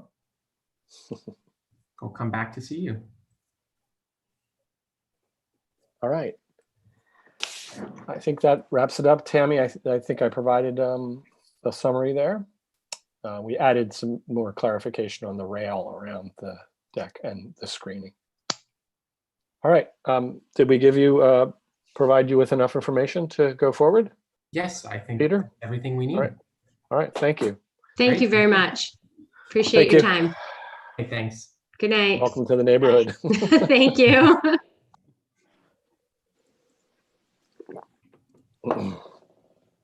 All right. Can we power through the last one, or should we take a break? Let's just power through. Yeah, All good. right. Tim, if you don't mind, since the Good. Adios. comment on, I'm going to say good night. Good night. You lucky stiff. Yeah, my Night, employer Bill. doesn't like it if I show up late because I stayed up all night. It's grumpy. Okay. Is Jay still there? Yeah, he's there. Good night. Good night. Thanks for hanging on. Yeah. Thank you. All right. 9 Shipwright Street. This is 9 Shipwright Street. I'd like to share a screen. I'll click the button, see what happens.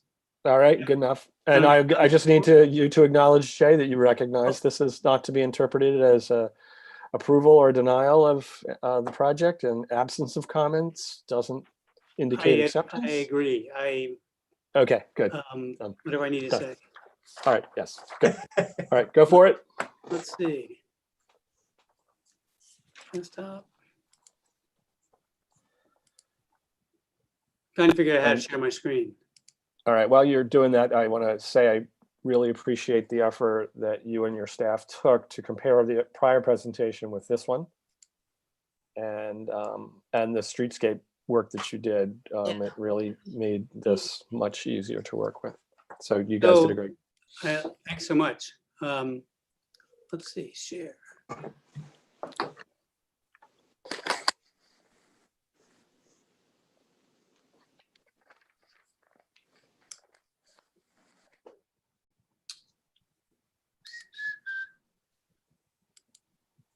Well, I'm not having much luck here. Jay, it should just be, so you see the green button on the bottom of your screen, the share screen, right? Yeah. So you just have to select that, and then on that window, you'll have to click share from there. Should pop up with the options for what window you want to share. And at the bottom right-hand corner should say to finalize the actual share then. There. Well, it wants me to open my system preferences to make it happen. There shouldn't be anything you need to do. Let's see. Jay, if you want to email it to me real quick, I can throw it up. It's another option.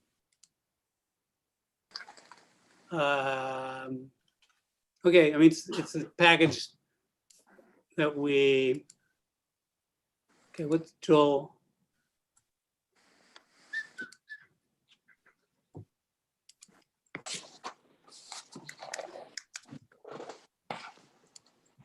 Thanks for holding on here.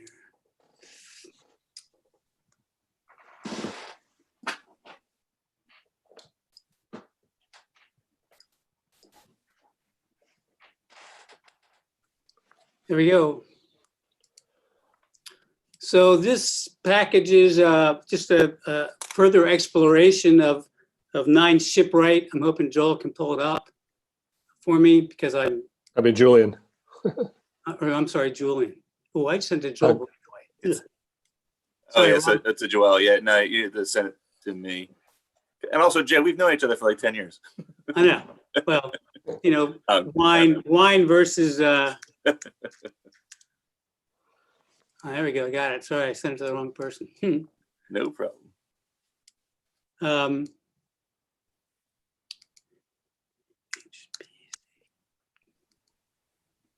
Got it. Thank you.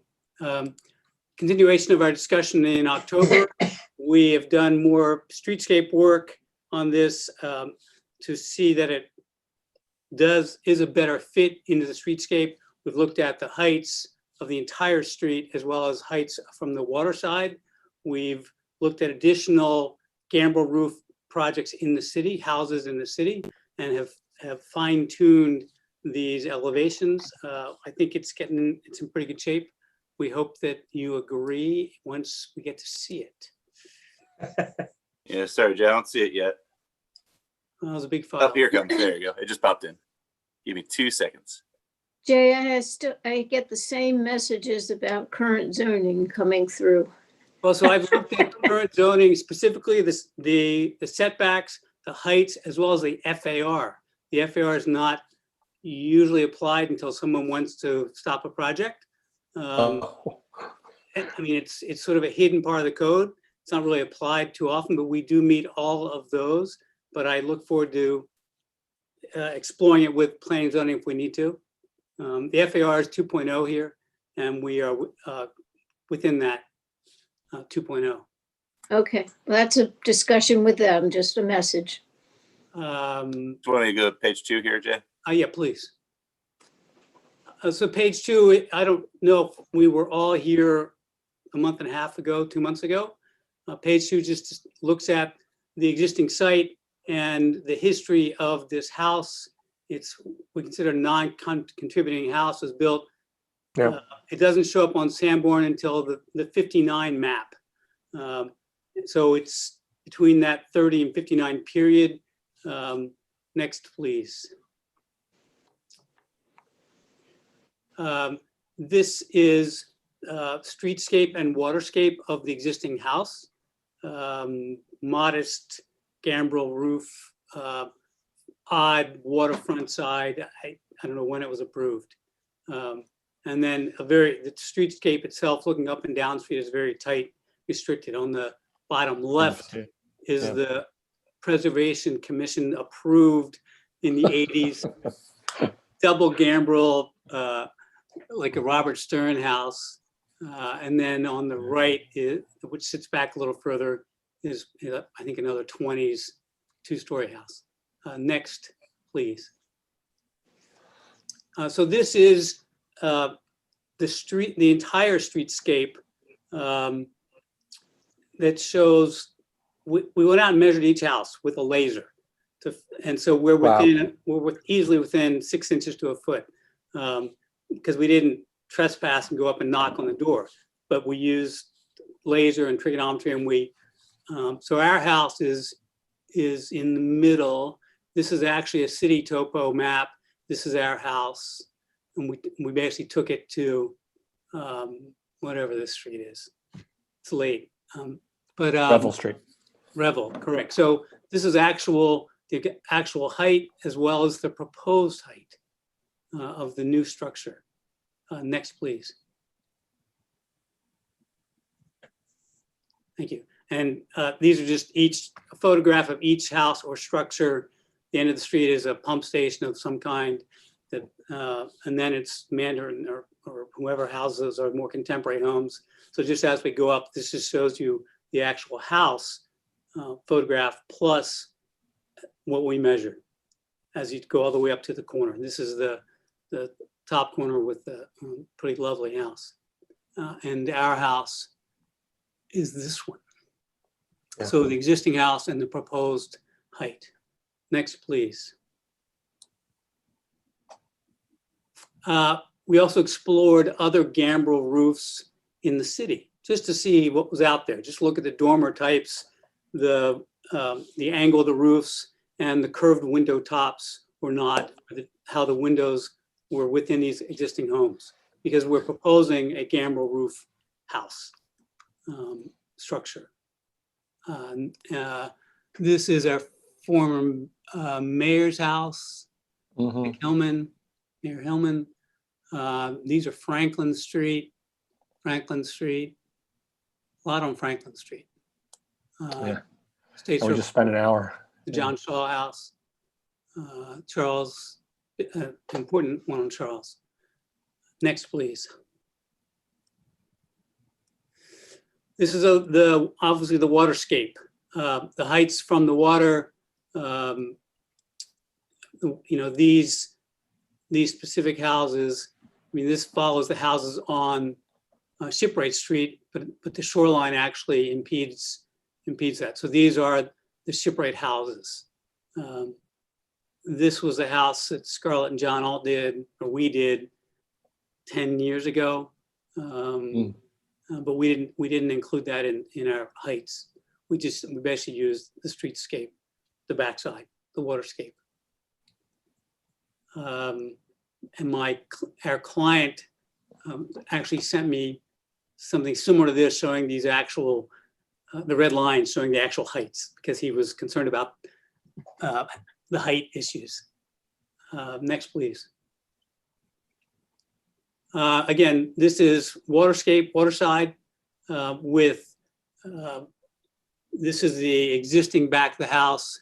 This is the west side or left neighbor. This is actually Tom Scarlett's house, Shipwright Harbor. And so we have just placed into the waterscape our general massing and general elevation. Next, please. There was a question about the view down the street.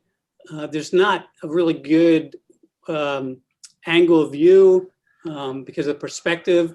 What we do show, so this is the existing addition, what we show in this elevation. So this was the original elevation we proposed. It was just a blank wall, and we've revised it and created some false fenestration on the surface with shutters. But this gray is this house. The neighboring house is this gray shadow. So this is the sort of the maximum street view. Probably from the similar angle, you have this street view. Well, again, this gray is the house next door. Just other city projects of gambrel roofs and chimneys. Next, please. Comparison of sort of the October submission, and we've got these blown up, but I just wanted to show you how we've massaged the elevations. I think much better proportion and shape of roof. And Tim, we have a specific drawing that talks about the glazing specifically for you. I can put my hands up and show you and then just other from historical reference photos of curved top windows, because that was a question I think before. Next, please. This is the glazing diagrams. We're under the allowed. That's all it really shows. I mean, it also shows the patterns. The one here was the concern was on the waterfront side, and right, and still looks like a lot, but 26%. I'm going to do my own math. We're still going to massage this, and we may bump it to 28 or 30, but we're going to stay underneath the prescribed allowances. We can talk more about that on the waterfront comparison to other buildings too, but I appreciate you doing the math. Okay. But we just want to clarify it. Next, please. Site plan. We're basically replacing the existing building. There's an existing driveway, same areas as here. The harbor master has approved, and the port wardens have approved a replacement pier in kind because it's falling apart. And so we're using the existing footprint and just maintaining this existing one-car garage. Really odd.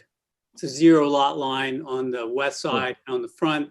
And then we've got 12 feet, 14 feet for the parking space, and then a 5-foot walkway to the water side.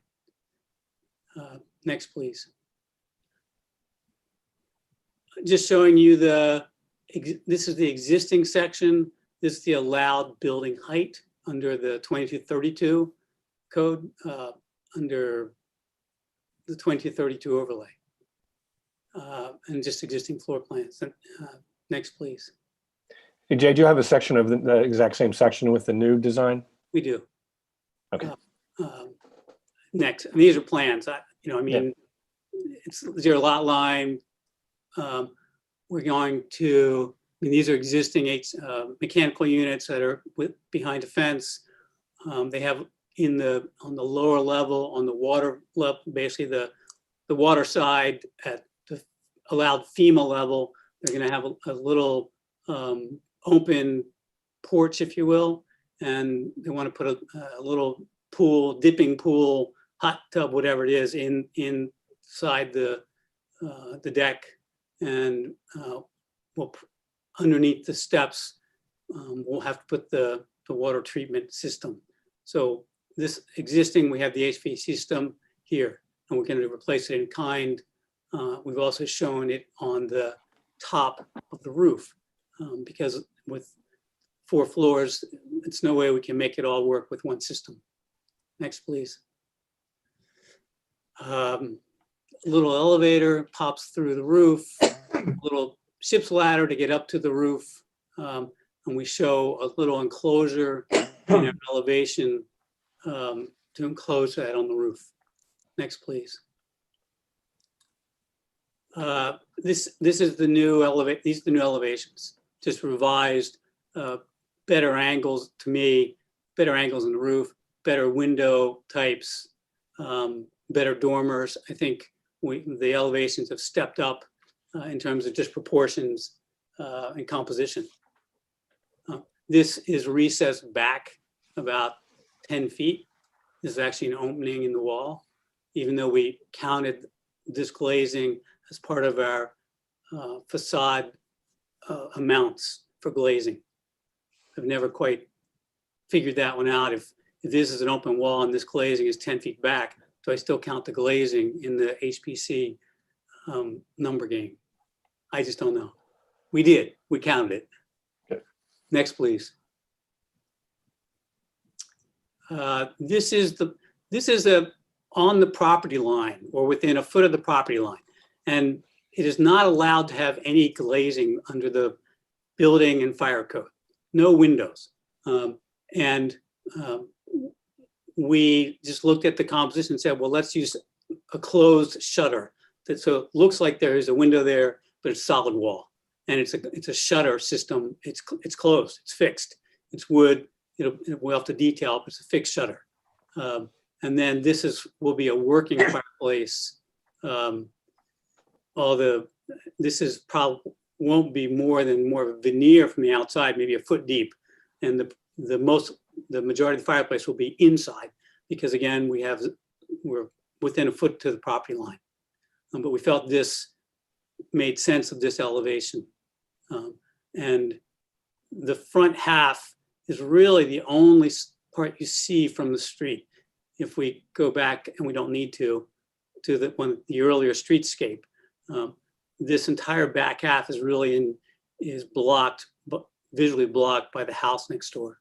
But we still think it makes sense. The chimney, we think, is a good element. Next, please. Hey, Jay, real quick on that, just to clarify, just go back one slide there. So the shutter idea is definitely break up the mass on the street side. On the water side, will those shutters be needed next to the chimney? Will you see them from the neighbor's yard, for instance? The house next door is 5 feet off the property line. Yeah. So, there's a pinching view. Okay, well, it's up to you. But. So there's a pinching view there, but, they are a trim package is what they'll be. Not optical because there's nothing behind them. Sure, right, I get it. Okay. All right. Thank you. This is actually the parking spaces here. So this is the east side. There is some water view from up high. This is the lower level open patio, if you'll call it that, waterfront open space. And in behind here, they do have a 6 by 10, I don't know the dimension, a little dipping pool. We have a front door on the street, and then we have a side door as well. And then underneath the steps, we've got the mechanical systems. We've changed in the previous, we had double hungs. We had confusing window types, I believe. And are we trying to mimic or not? And so we changed out all the windows. And these are all casement type windows. These are a curved top, but we've broken it, separated them instead of one mulled unit. They're separated at least by trim package. Next, please. Here's your section. How tight can we be? Did you fully fill the space? Basically, we have 8-foot floor-to-floors with 12 to 14-inch structure. And we're at 32 or 31, 11 and a half. And then we have an enclosure, which I guess we can talk about with a ship's ladder to it. It's not for public use. It's purely for mechanical equipment. And so the mechanical equipment here will serve the top 2 floors. The mechanical equipment that's outside on this side will serve the lower 2 floors. And for some reason we showed you that have fireplaces. Jeez. Next, please.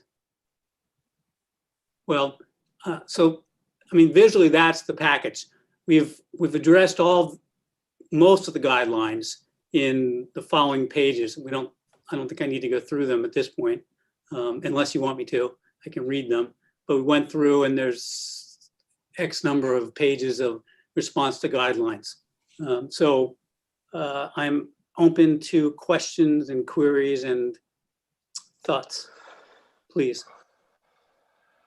Okay, anybody have questions for Jay just in general about the details of the design, or should we just go right to Roberta and John? Please. Roberta and John? A simple note, and we certainly were glad to see a lot of these changes, and certainly it's progressed quite a bit. It's still a big house. It's still a tall house. On the side with the shutters, just a simple question, so that they don't look entirely fake. Can they have some hardware? Yes. So, okay. Easy.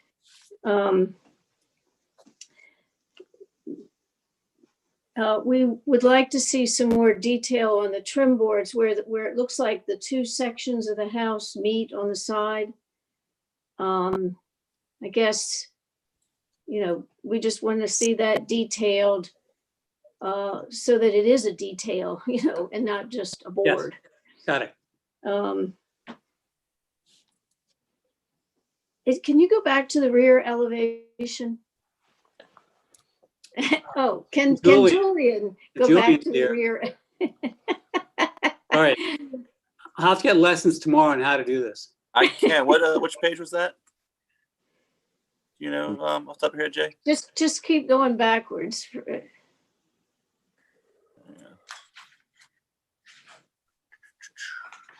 Okay, while he's doing that. 3.2, Bill. 3.2. 2 more back. 2 more pages back. Yeah. Well, there you are. So we can see. Okay. So I just wanted everybody to understand that, it's a little bit visually fooling the eye. The bottom level, that band of windows in the middle is recessed way back. Okay, and the bottom level is sitting on 4 big piers, right, Jay? Yeah, well, they are 4 piers, correct. How big they are. Yes, So 4 piers. 4 piers. They're wide, but I just want everyone to understand, looking at it visually, that, at first it seemed to me like this big, heavy 2, 3, 4 stories above it were hanging on 4 piers, so that was bothering me at first. It didn't seem to bother anybody else in my office. So I just wanted everybody to know that you're not looking at 4 windows sitting at the same level as the piers. Right. Okay. 10 feet back. The other thing that was concerning me is the location of the mechanical equipment on the roof. It doesn't look like it fits anything, and it's again pushing that height limit. I mean, we're already at the height limit, and I guess it just looks like a rooftop balcony, and I just wonder if that equipment could just be put down with the rest of the equipment and run up into the upper levels without having that artificial looking widow's Little widow's walk. Yeah. So that's just, you know, those are just a couple of minor things, really. It's come a long way. It really has. Yeah. Thank you. You're welcome. For both, for all of it. Yeah. And John, you can add in now if you like, if you want to add anything in. Oh, sure. Well, aside from its prominence on the street, I do think it's going to have a prominent effect on the street in terms of how forward it is from the houses up the street. But I think a great deal of progress was made with the design with regard to breaking up the components and making it visually reduced in mass. So good progress. I would love to see the mechanical go off the roof because it's already a very tall structure and go down on the side in one way or another. Okay, thank you. Okay, thanks. Other commissioners? I'll go around the horn. Will, you first. Okay. Yes, I think there's great progress made. I was very concerned about that blank wall, and I think the shutter solution with the fittings, hardware, look, that really does the job for me. And I think the fenestration is much improved overall. I'm not as concerned about the equipment on the roof, but I think what we're really being asked here is this a feasible project? And to my opinion right now, it definitely is. And John and Roberta will keep your nose to the grindstone. Thank you. Okay. Bobby?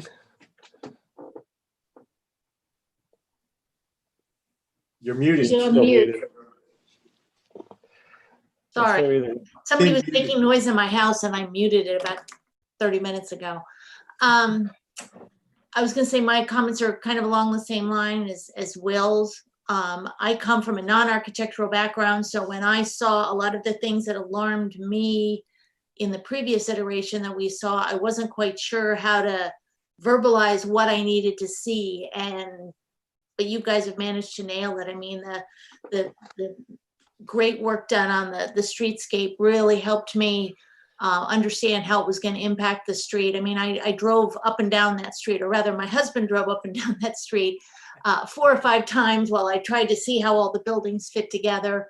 They don't.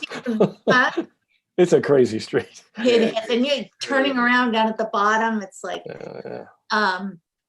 but then trying to understand, you know, all the windows on the water side. And I guess what I'm trying to say is I appreciate all the effort and the work that you put into really addressing the concerns that we had. And it really helped me come around on this one. I think that it would be great if we could get the mechanicals off the roof, but I mean, it's to be expected when you put an elevator in a house that you're going to have something on the roof. So I'm not overly concerned by that, but obviously it would be a pure roof line if it didn't have that. So I think you've come a long, long way. Thank you. Thank you. Okay, at this point, I'd like to go through every single guideline. We addressed all of them. No, I concur. I think that the breaking up of the gambrel roof to reduce and bring the gable down to the second floor solved a huge massing problem. It just wasn't particularly elegant at that point. So that solved that problem. You can see it around the district, as you said. The windows are much more organized, and I'm still a little confused by the 2 that look like French doors on the one side, the floor to ceiling windows, but it's not within the it's certainly within the fenestration number that we need to be. The blank facade, excellent job. That you see that everywhere in other historic districts. I do share the concern on the height, because the railing for the mechanicals goes above the limit, And that's of a concern. And I've seen one solution there where you put a platform, this would be on the water side, you put a platform that pushes down into the attic, then it would not be visible from the street. That I've seen that as a potential solution, so maybe you can look at that.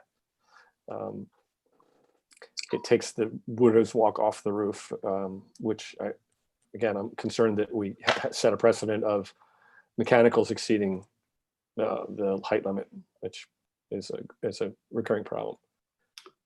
If I may interrupt. Sure. The guidelines allow 30 inches for mechanicals above the height limit. Okay. I mean, that's what we've proposed here. So You got it? Okay. I understand your intent. I'm just making a clarification. All right, thank you. I actually didn't, that wasn't in my brain. And I appreciate the streetscape. It's hard to do on the shipwright side, but when you look at the water side, this does not compete with the buildings in its surrounding. Amazingly, it does. It's higher than the one directly down the street, but compared to the others, it's actually not overwhelming looking, as big as it is. So I think we, in summary, then we have a feasible project. Only comment would be if you could explore the concept of either concealing or moving the mechanicals, that would be appreciated. But if it is not, as you say, it meets code. So see what you can do. Yeah, we will. All right. All right. Thanks so much.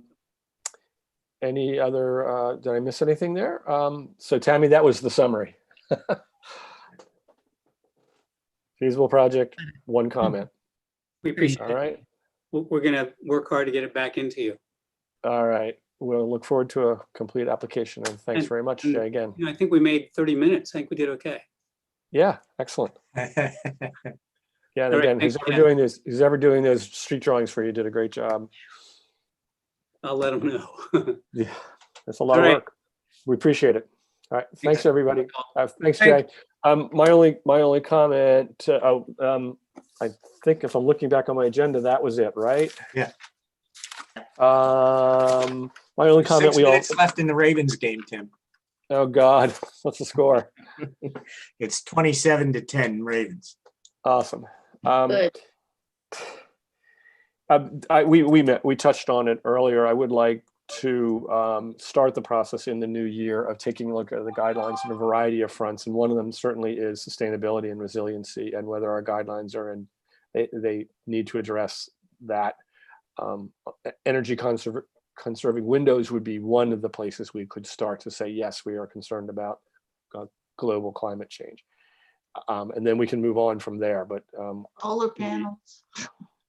solar panels, well, we actually have plenty of applications, and We just use them as a sky. We call them skylights, don't we? Or no, there's a utility component that when we see it, and if they're not on a contributing building and not on a facade, we have plenty of them that we have actually approved. yeah, that's what I mean. We treat them essentially the same as skylights. So Yes. But that's only one aspect of the guidelines that I'd like to. We got through the rules of procedure. The guidelines are going to be a much bigger issue. We need to do it rather surgically. And so I'll start teeing that up in our January meeting. I did invite from the city, Ms. Jackie Guild, to come to our February meeting to kind of introduce this joint discussion of understanding of the intersection between preservation and conservation, environmental conservation. So, all right, enough of that. I'll take a motion to adjourn. So moved. moved. All in favor?